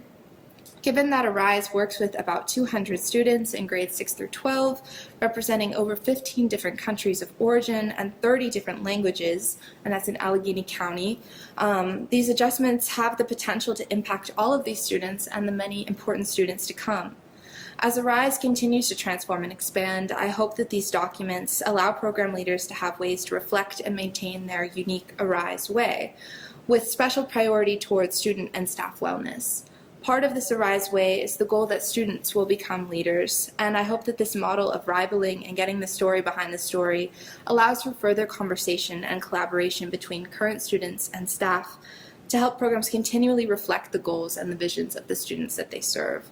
I actually was able to talk with Fernan yesterday before doing this, and I'm presenting at Arise tomorrow, and that was one of the really important takeaways that we came up with together, was how this model can sort of be adapted to be something that's continually sort of focused on not only the team collaboration between members of Arise, but also the students and their youth steering committee. So that was great to hear. I'm glad that it's useful. And so yeah, I think because these documents are kept by Arise and meant to be iterative and provide a model for inquiries into different goals, whether it's SEL or otherwise, I think that the sustainability is somewhat inherent, and I hope that they reflect the push and pull of growth and can grow with Arise while sustaining their strengths.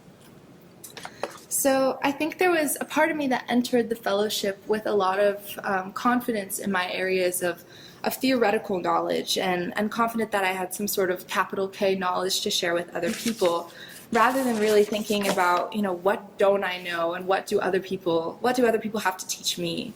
And so now when I think about community engagement, that's the central component to me. And the most important thing to me is trust, which throughout the fellowship, I think I've really sort of solidified as a very active and never-ending task. I know that my project could not exist if I entered into Arise or the conversations that I had before it, thinking that I knew what was what. The essence of my project goal necessitated breaking down dominant forms of SEL discussions and reflections to make them collaborative and creative rather than formulaic, emphasizing storytelling, positionality, and narrative.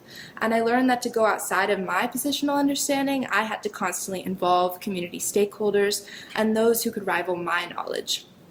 As an admittedly deeply self-critical introvert, which is why I'm reading, sorry, I had to allow myself to be okay with not knowing and open to building relationships with organizations, leaders, and people who could teach me stuff and where I could reflect our collective knowledge back to the community that I was now a part of. I think I'm already utilizing what I've learned every day. While in some ways outside of my involvement in the fellowship, I've determined that the next step for me is to continue within academia and pursue a PhD in philosophy. Every time I select a research topic, work with students during recitations, or go to conferences, I view it as a community engagement task. I ask myself, what can I learn from others? What relationships can I build? How can I show students the strengths that they bring to the classroom? How can my work be enhanced by questions neglected within traditional paradigms of academia? How can I work with the communities I'm a part of, not just employing a theoretical toolbox, but expanding it? And I can't state enough the gratitude that I have for the way that the fellowship has impacted me. From week to week of inspiration from my classmates and the incredible leaders that I've gotten to meet, to the large-scale ways that this fellowship has revolutionized what it means for me to be in a community and be a part of a team, especially as a cheerleader and a supporter. I'm so grateful to have been privileged with this opportunity and to learn from all of you. So I really appreciate it.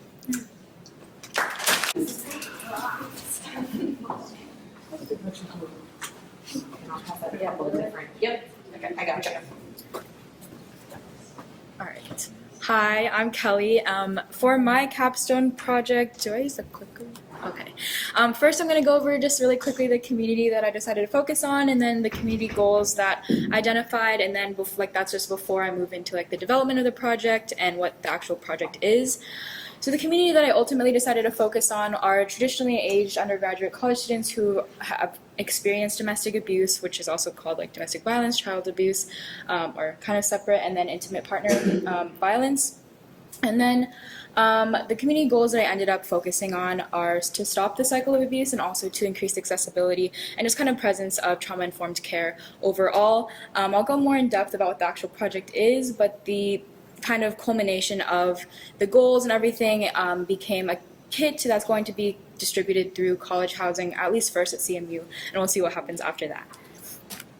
So just go off of how this project kind of came to be. So initially, before I really started going in depth about what I wanted to focus on and what I wanted to do, I knew that I had personal experience in this area, so I had conversations with family and friends as well, who had similar experiences as me, and then also I had some of the background information from resources that I had used that had really helped me in some prior research that I had done. But last semester, in the fall, when I really started kind of trying to go more in depth about what I wanted to focus on and trying to really learn about the community, I had more conversations with community members, so women's shelters, both in Pittsburgh and from California, from where I'm from, and also just other family and friends and survivors that I maybe hadn't talked to before, kind of reiterating conversations that I had previously.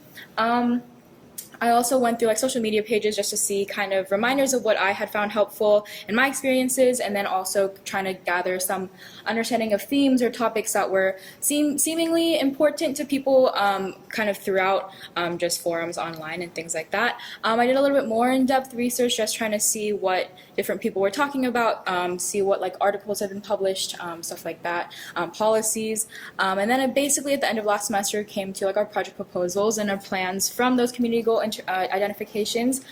So the goals that I had identified as mostly important from all the things that are listed here are stopping the cycle of abuse, healing and how that translates into moving forward and new relationships and things like that, trauma-informed care, and then also just kind of how even the little daily moments can be impacted when people are survivors. So one initial just project description of what the project became. I think there's a pamphlet being passed around. Yeah. Okay. All right. No, that's okay. No. You have the rest of the presentation to keep looking at it. But basically, it's going to be or is a kit that has physical copies that are going to be implemented throughout, at least for now, one per dorm through CMU, and it has information. You can kind of see the table of contents. So there's there's general information, there's signs of abuse, there's trauma-informed care and resources, though I'm still kind of working on gathering more. And then also some implications of abuse, and then just kind of summary, main points if people just want to kind of skim through it. So the thought is that people are able to take them back. There's going to be one or two per building, just trying to depending on how much it costs. We're still working on the quotes for that. But after that, people are going to be able to take them back with them to read or to skim through it wherever they are in the main lounge areas.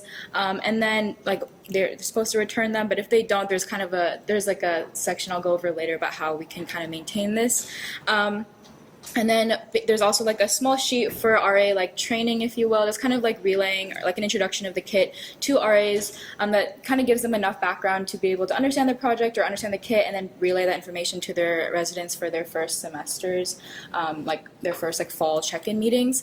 So the goals of the project overall are just to help students who are survivors feel safe and supported in college, because oftentimes this might be their first time away from home, or at least some sense of independence when you come to college.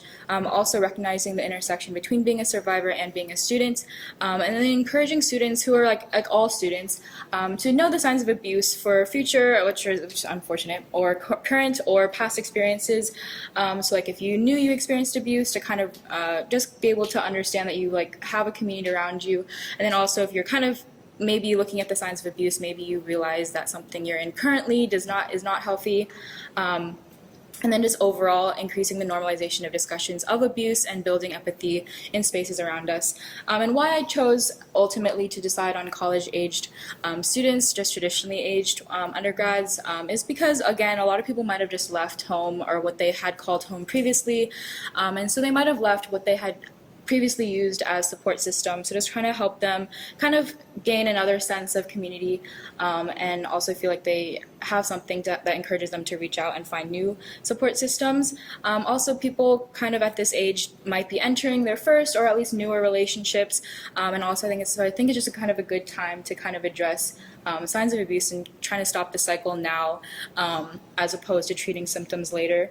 And then also when you're a student, there's a lot of like wild things that go on. So you have academic and career stressors, and that on top of being a survivor can be a lot.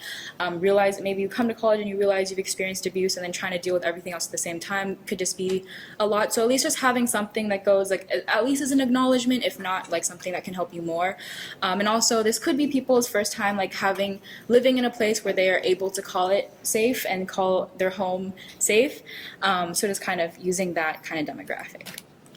All right, so for this semester, so I kind of went over like what I had done in previous times that kind of informed the project. So this semester, what I kind of focused on was more project development with input from community members. So I got a lot of the ideas for the project itself from my mentor, who's director of a program at the Women's Center and Shelter of Greater Pittsburgh.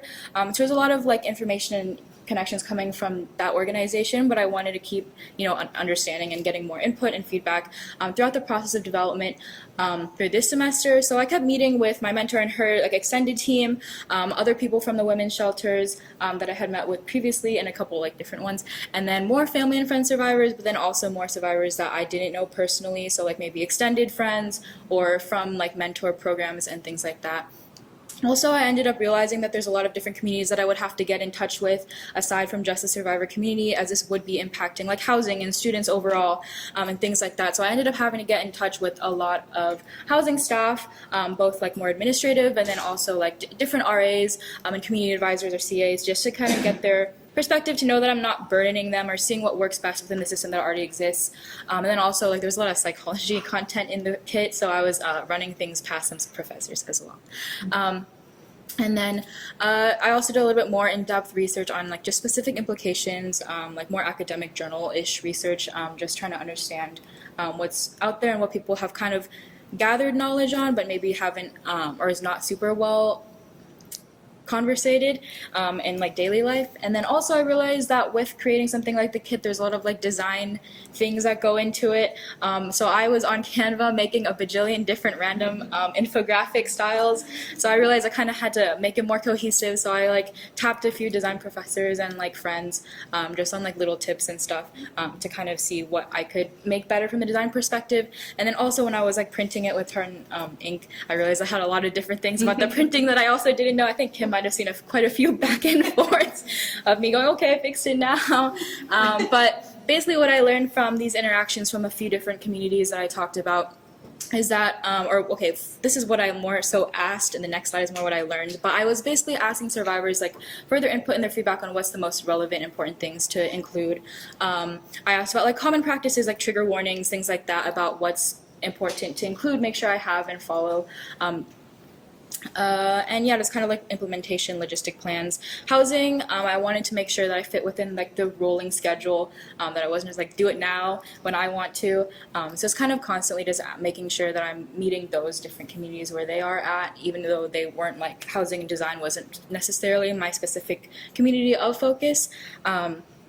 And then design, yeah, just kind of asking different questions. So these are my main takeaways from the communities to inform the project. So survivor community really wanted to focus on that intersection of being a student, so stress responses, anxieties, roommates, because roommates do play a pretty different from like having lived elsewhere for like prior to college, and then also just like self-doubt, self-criticism, things like that. Signs of abuse came up a lot. Having a trauma-informed care, just knowing what that even is, because I know that's something that I had learned about like after like I had went through stuff, and so just kind of knowing what that is, and then also providing some resources. Also different mediums, so having like digital accessible things, as well as paper things, because people like to just flip through things, or big posters like in the community like bulletin boards, so that things are kind of in your face, so people do kind of have to read, and things like that. Also, one big common theme that came up like through conversations even last semester and through now is just that every situation is really unique. So even though people might have like somewhat shared similarities between experiences, like there are so many different nuances and complexities with everyone's different environments and situations, that the best thing to do, I think, just hearing from different people, is that just as much like offer as much as you can, like resource wise, and then let people know that they have people who can support them, and that they have the resources, there are resources there for them to adapt to their own personal situation. And then for housing, basically it ended up being that fall implementation would be made the most sense. So I was like, okay, sounds good, I'll do it then. And then also RA training, I talked to some individual RAs and CAs, and then as well as some of the like housing administration people. Seemed like, yeah, first semester meeting check-in with residents sounded good, and like having a poster would be really helpful, because I think they do a lot of that. And then also there's like an email capability to like send things out routinely, but then also send things out from housing to RAs, just like reminders and stuff. And then these are just a couple quotes from like RAs when I like showed them the kit really quickly, or well, I gave them time to read it, but like when I gave it to them just for like a nice overview, and so that's kind of what they said, just like that, not necessarily existing yet, and like how it could be helpful. And then my design takeaways were mostly just consistent fonts and colors and printing practices. Okay. And then the current stage of the project is the Keep kit that's moving somewhere. So I basically chose Keep as a name because I think there's often a sense of loss that's attributed to survivors of abuse, whether that's misleading or not. So I just wanted to kind of use Keep as a way to emphasize the way that people do actually get to keep a lot of things, whether they feel it or not. Whether that's like actual material things, which, because sometimes the material things or things that get taken away or seem to be taken away is a true injustice or like unfairness of the experience, but then also kind of illuminating the reality that people do have a lot within them that they can use going forward. And also to emphasize the importance of keeping this information with you. So the current project looks kind of like this. It's in the packet. So you can see like some different implications, statistics like signs of abuse, the intersection of like being a college student, things like that, feedback. And then I met with Kim and we decided on a magazine brochure because I was struggling to decide like what medium it should be in. And then there's going to be stickers that are also going to go in the little slots. But yeah, so overall, in the current stage is kind of just finding that balance of meeting different communities where they are, reviewing the kit with different people, and trying to figure out the logistics of like implementing everything. These are two quotes from different people that when I had like showed them the kit, so it was just kind of like how this could help, like I think especially the signs of abuse seem to stick out, and just kind of the conversation in general, having that at a younger age. Yeah. Okay. Aim for outcomes. So yeah, the quotes were a little bit of like a preview to that, but also like I learned how to monitor like clicks and stuff through QR codes, and I have QR codes for like different links and resources, and also there's going to be like one on the poster for like a digital form of the kit. There's anonymous feedback forms and meeting feedbacks, like with more meetings throughout implementation. And then for sustainability, how it's going to hopefully work, at least through my conversations with housing, is that RAs will receive the kit, introduction training sheet every fall, and like they'll be able to relay that information through their check-in meetings at the beginning of the semester. And then there's a CA per building who can check the state of the kit at the start of every semester, like fall and spring, and then kind of reprint if needed. And then the QR codes, the nice thing about them are they're pretty evergreen, so they have like external organizations updating statistics and hotlines and all that. Learning-wise, I really learned that our communities are super connected. Like, even though I remember when I was making my asset map for this community, I had like webs everywhere because I was like, well, I think they're all related, so I had to like connect them and categorize them. And I think that kind of just holds true. So I just realized even in this making of the project, there's so many different communities that I was pulling on and trying to understand their perspectives and understand where they need to be met. So that is one. And then also just kind of finding the balance is kind of related, just understanding all of the different areas and understanding how they all balance each other and how to maintain like that sweet spot.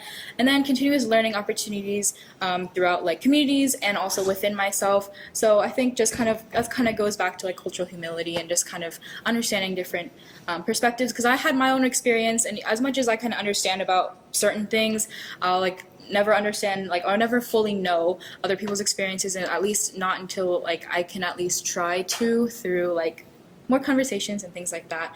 So I think just throughout the project it was a lot of listening and just constantly learning and trying to understand. Also about myself, setting pseudo deadlines so that I could like keep the project moving. And then also just in general that communicating and collaborating can lighten a lot of the mental load, because there was a lot of times throughout the project where I was like, I was terrified that housing was going to say, no, you can't do this. And they're like, oh, no, there's always never enough of this. And like, we can totally implement it through the housing itself and all of that. And then I was like, not sure about the mediums. And then meeting with Kim really helped and all of that. So I think also just kind of throughout the entire fellowship, like in high school I kind of didn't talk at all, and I still I'm not super talkative necessarily in classes, but believe it or not, it's better than it used to be. But I just so thank you all for like creating an environment where I think even in the kit it shows like a lot of overthinking and things like that, where you just kind of think that you just build up these scenarios in your head, and having one of the most helpful healing methods is finding safe communities and safe spaces. And so I think you guys all really contributed to that from my experience so far, so thank you. But yeah, thank you. How you guys doing? Good. How are you? I'm great, thank you. So, my name is Eric, and this is my capstone presentation. So, my capstone is a podcast about the Pittsburgh immigrant soccer community, and it is currently available on Spotify and Apple Podcasts, and we're working on developing it to other platforms, including video like YouTube currently, and then expanding out to Instagram and TikTok, which I'll talk about more later. But that's my capstone project. So that's what we've been working on for those who aren't familiar with the fellowship. This is the culminating project for the whole 2 years of the fellowship, and we've been working on this actually for the whole year. So yeah. What is the goal of my project? I actually have two. It kind of evolved, but the first is to amplify the stories of immigrants in the Pittsburgh soccer community, and secondly, to empower refugee and immigrant youth. And these things kind of work together, as I said. So, why did I do this project?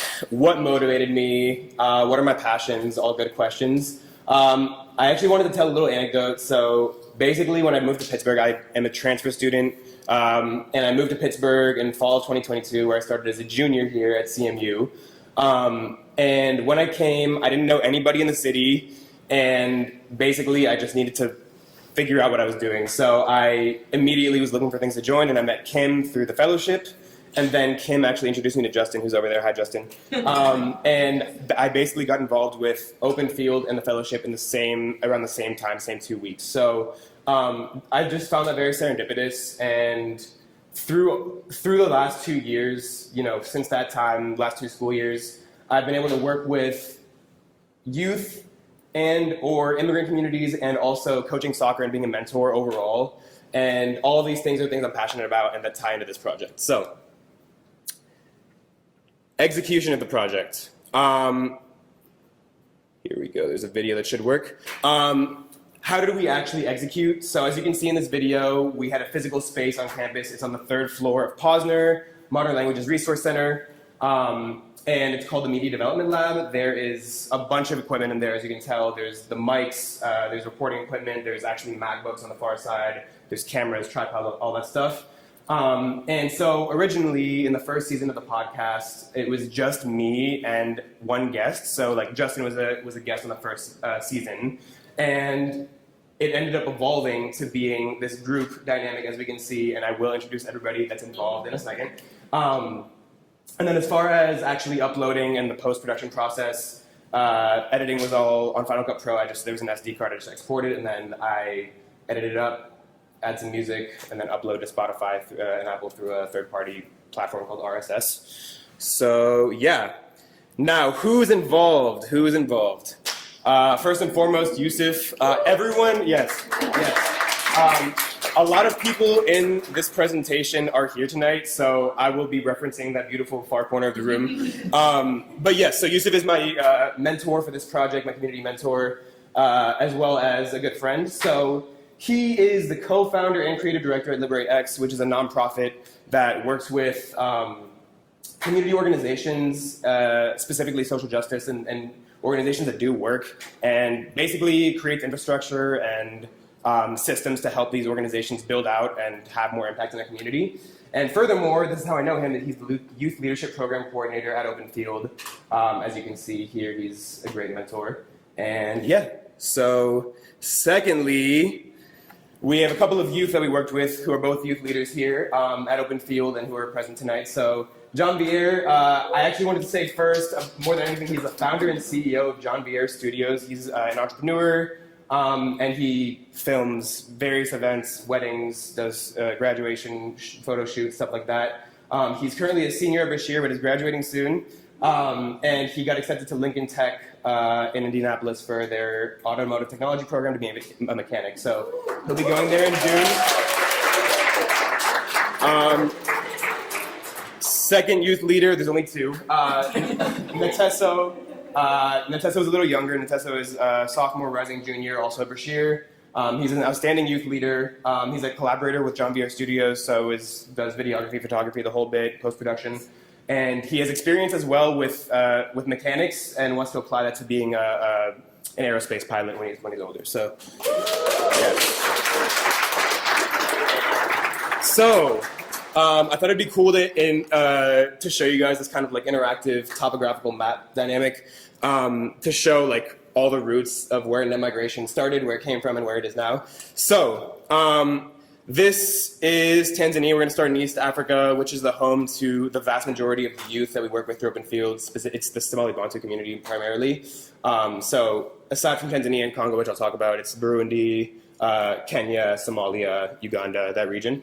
And so Yusuf and John Vier are both from Tanzania, as well as Kiza, who I included. She's the one in the bottom right-hand corner right here with the ball. That was the only picture I could get of her. But she was actually a guest on this season. And she's a female youth leader, and we wanted to bring the gender dynamic in and talk about not just the intersection of soccer and immigrant identity, but also gender and being a woman in sport. And yeah, so as I mentioned, Tanzania is the hub, really, of where most of the Open Field youth participants are from.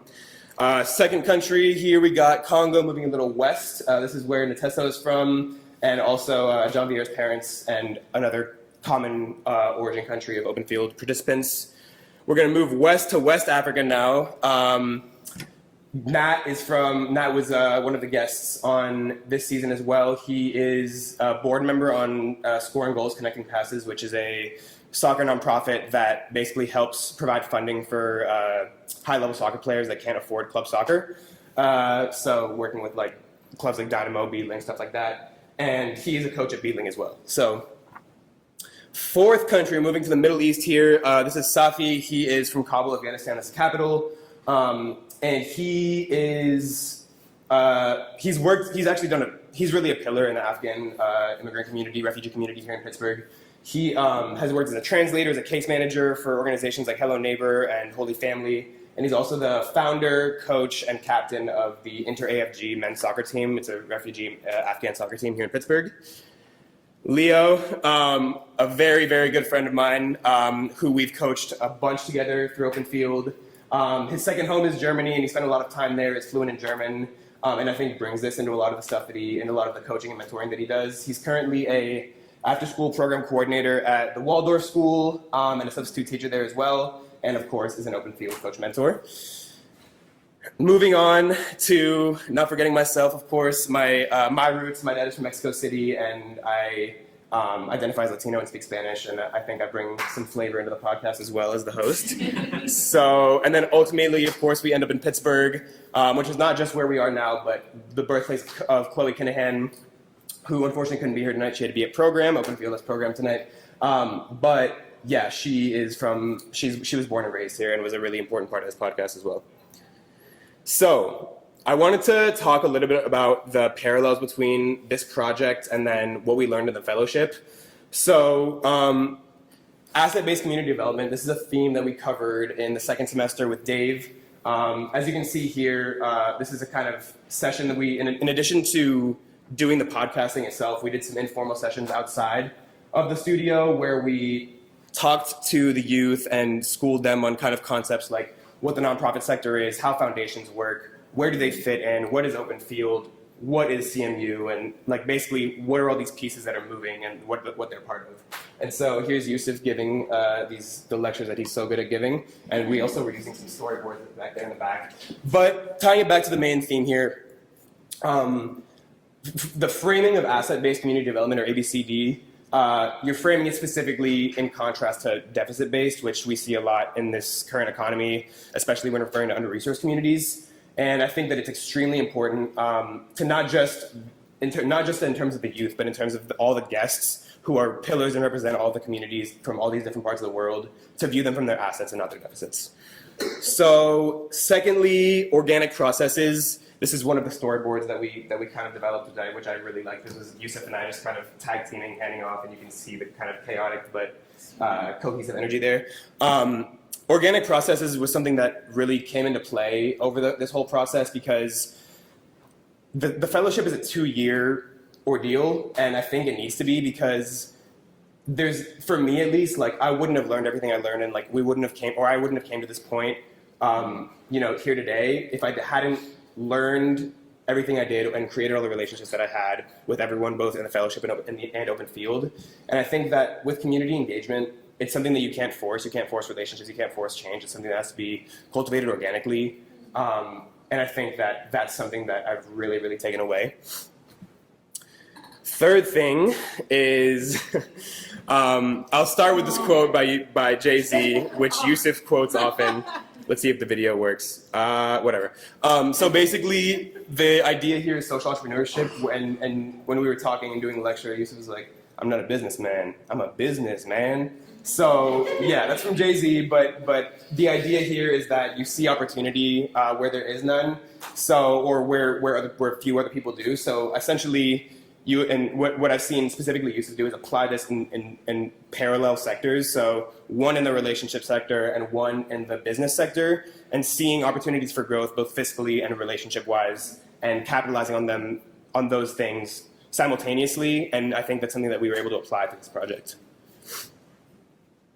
So what was the impact? I'm sure you guys kind of have an idea so far, but empowering youth with both concrete and soft skills, obviously in addition to the skills that I've spoken about as far as the podcasting, interviewing, having the confidence to speak on the mic with people from different cultures and different backgrounds. I also have seen their confidence, really, specifically John Bier and Atesto's confidence really, really grow. And what this does is it creates an ecosystem where we see the younger youth, like this is a championship winning team, I will say that, where they can, and actually Lavi is the goalkeeper, he's Atesto's younger brother. So this is all this is to say, it's an organic process where like, once they learn the skills, both concrete and soft skills, they can pay it forward to their younger communities. And might I add, they're both already leaders in their communities as well. So, second thing, here's our lovely fellowship.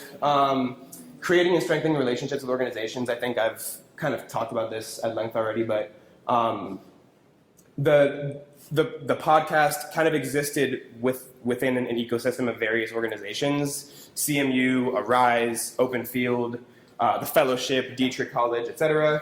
And they're all at different scales, but I think that like what working at an organization like Open Field and being involved in the fellowship does is really brings things together and bring people together that wouldn't have otherwise met, as we can see today. And then last thing, which was the original goal of the podcast, is uniting the Pittsburgh immigrant soccer community. We got 5 for 5 here. We got me, Leo, Yusuf, Nateso, and John Bier up there. That was from last winter indoor league. But anyways, I think that it's clear that through this podcast, people were able to meet and have like really intimate and like vulnerable discussions about various topics that range from obviously using soccer as the vehicle, but talking about gender, talking about being an immigrant, talking about race, talking about things that really are very near and dear to our hearts, and a forum that honestly like didn't really exist before on a public scale. So yeah. Now, my favorite part of this is the sustainability aspect. So the question is, how are we going to move forward with this podcast after I graduate? And obviously I was the host for the first season, and then for this season of the podcast, season 2, we kind of did a transitional season. So essentially the season started with me hosting the first couple episodes. I had Yusuf on, and then I had Nat on. It was just the two of us. Then we were going to do the third episode with Leo, Jean-Pierre, and Atesso, but they had both had things that came up that day with family. So it ended up just being me, Yusuf, and Leo, which was a really great dynamic.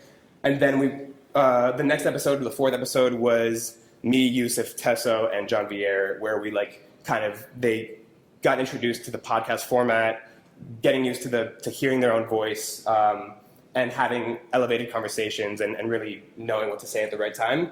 And then the last episode was actually handed off to Tesso and Jean-Pierre to co-host, and we brought on Chloe and Kiza, who's the female youth leader. And we also did one in between with me, Yusuf, me, Chloe, Tesso, and Jean-Pierre. So there were 6 episodes this season. Anyways, point is, it was a transitional season that ended in Tesso and Jean-Pierre taking over the reins, which is the goal for the future of the podcast. So becoming self-sustaining is absolutely the goal. Is absolutely the goal for this podcast. We've survived so far with the support of various organizations, but we're currently in works with. I'm currently in works with Liberate X, which is Yusuf's organization. We're working with the Heinz Endowments to get some funding for this, and it also. Yusuf has been doing a lot of work as a youth leader and with Liberate X as well to provide workshops and mentorship training to these exact same youth, not just in podcasting, but in terms of videography, photography, entrepreneurship, stuff like that. And so our visions kind of aligned in a serendipitous way, like I said. And so that's how we have become partners in this project and ultimately want to become self-sustaining. And then lastly, like I said, we want to hand off the podcast to Jean-Pierre and Atesso. Moving forward, after the semester, I will be moving to DC, the DMV area. I'm from Maryland originally. And then Jean-Pierre is going to be in Indianapolis, as we know. So we are ideally looking to buy some high-quality mics, buy some high-quality headphones, and continue the podcast. Distance isn't that big of a barrier these days. So ideally, that would be the goal. And then I also wanted to, hopefully the audio works, I wanted to play a little snippet of the last episode of the season for you guys. Okay, hi guys, welcome back to the Immigrations. It's me, as you know, Jean-Pierre J10, the kid you know. And today we're here with Natesso. OG, don't forget that, bro, Don't forget the OG at the end, the original one, Okay. No fake stuff, Okay, Natesso. Let's go. And we're here with Coach Chloe. Can you say hi? Hey. Kiza, of course. Hi. Eid Mubarak, actually. For my Muslim brothers and sisters, Eid Mubarak. Yeah. And I'm just going to read Kiza's bio real quick. She's actually a freshman in high school. And she play open field. And she play for school Bashir. She's actually an amazing midfielder. Oh, Kiza. Okay, Kiza. And she can also play every position. Wow. Okay, I don't play every position, so I'm kind of excited. Don't forget one more thing. She's multilingual, Ooh. Don't forget that, bro. Don't forget. Wait, how many languages can you speak? 4. 4? Wow, that's amazing. And she's actually a leader in our community. Oh, wow, interesting. Okay. So how did you get involved into soccer? So as you can see, there's a lot of playful dynamics, but for me at least, that was it was just very rewarding to see that episode, and it was a beautiful thing to see that kind of unfold before our eyes, and Yusuf and I were behind the camera, and it was just a really dope experience, and so hopefully we can get to continue that moving forward. So takeaways. There's 3 that I really overarching things that I really took away from this whole experience between the fellowship, open field, and the podcast. One is maximizing opportunities. I think that I came to CMU like knowing who I was, knowing what I cared about, and I think that I just wanted to hit the ground running, which I did. And I saw the opportunity of the fellowship, I saw the opportunity of open field, and I just jumped right in, not knowing where it was going to take me. And I think that that kind of thing is so key to making change, being a leader and being a mentor as well. And I think that those opportunities pay off onto future opportunities for other people as well. Second thing, relationships are everything. I don't know if you guys can tell by now, but I am really close with those people in the back, and it means a lot to me. Being here in this room today and kind of seeing the collision of like both the fellowship and open field and the podcast. And I think that if you're talking about change on any level, on any scale, relationships are where it starts. And even, I mean, if you want to change one person, one relationship, the relationship has to be there, you know? So that's what that means to me. And I think that is extremely important. And then lastly, a little more philosophical, and I got to shout out Yusuf, just he's been a really, really, really important mentor for me. But life is cyclical, and you determine your own happiness. So the first part of this is that, I mean, we're all, not to get philosophical, we're all one consciousness and stuff like that. So anyway, when I see myself in these youth, the youth see themselves in the younger siblings, and then Yusuf sees himself in me, Justin sees himself in Yusuf, stuff like that. It's just really a cycle. And that's something that I've really come to learn. I think that's contributed to me, like not taking myself too seriously, like really being authentic in who I am in order to be able to be a mentor to other people. And then lastly, determining my own happiness, your own happiness as a concept. But for me specifically, I think that like since I started Open Field, since I joined the fellowship, like I've been a lot happier because I've been able to pursue ventures that really matter to me.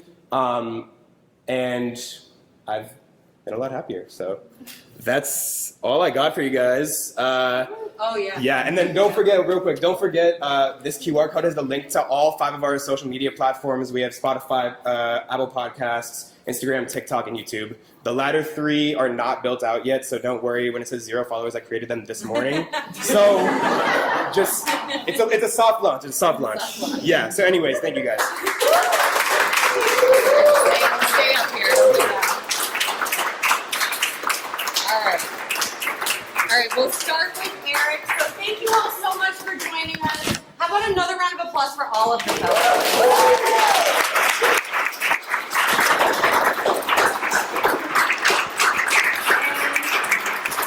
To recognize their accomplishments, we do have a certificate. And then actually Aaron, Eric, and Sophia, who are graduating, will also get graduation stoles. The fellows have seen what they look like, but they're red and they have, Dietrich Community Engagement Fellow. So I'm going to call you up each. Sophia did have to leave because she wasn't feeling well, but everyone else, I will give you your certificates as I call you up, and then stand in the front and take a picture. So here's for Eric.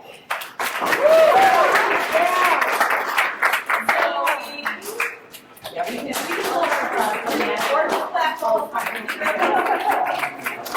there you are. Let's see. Marisha.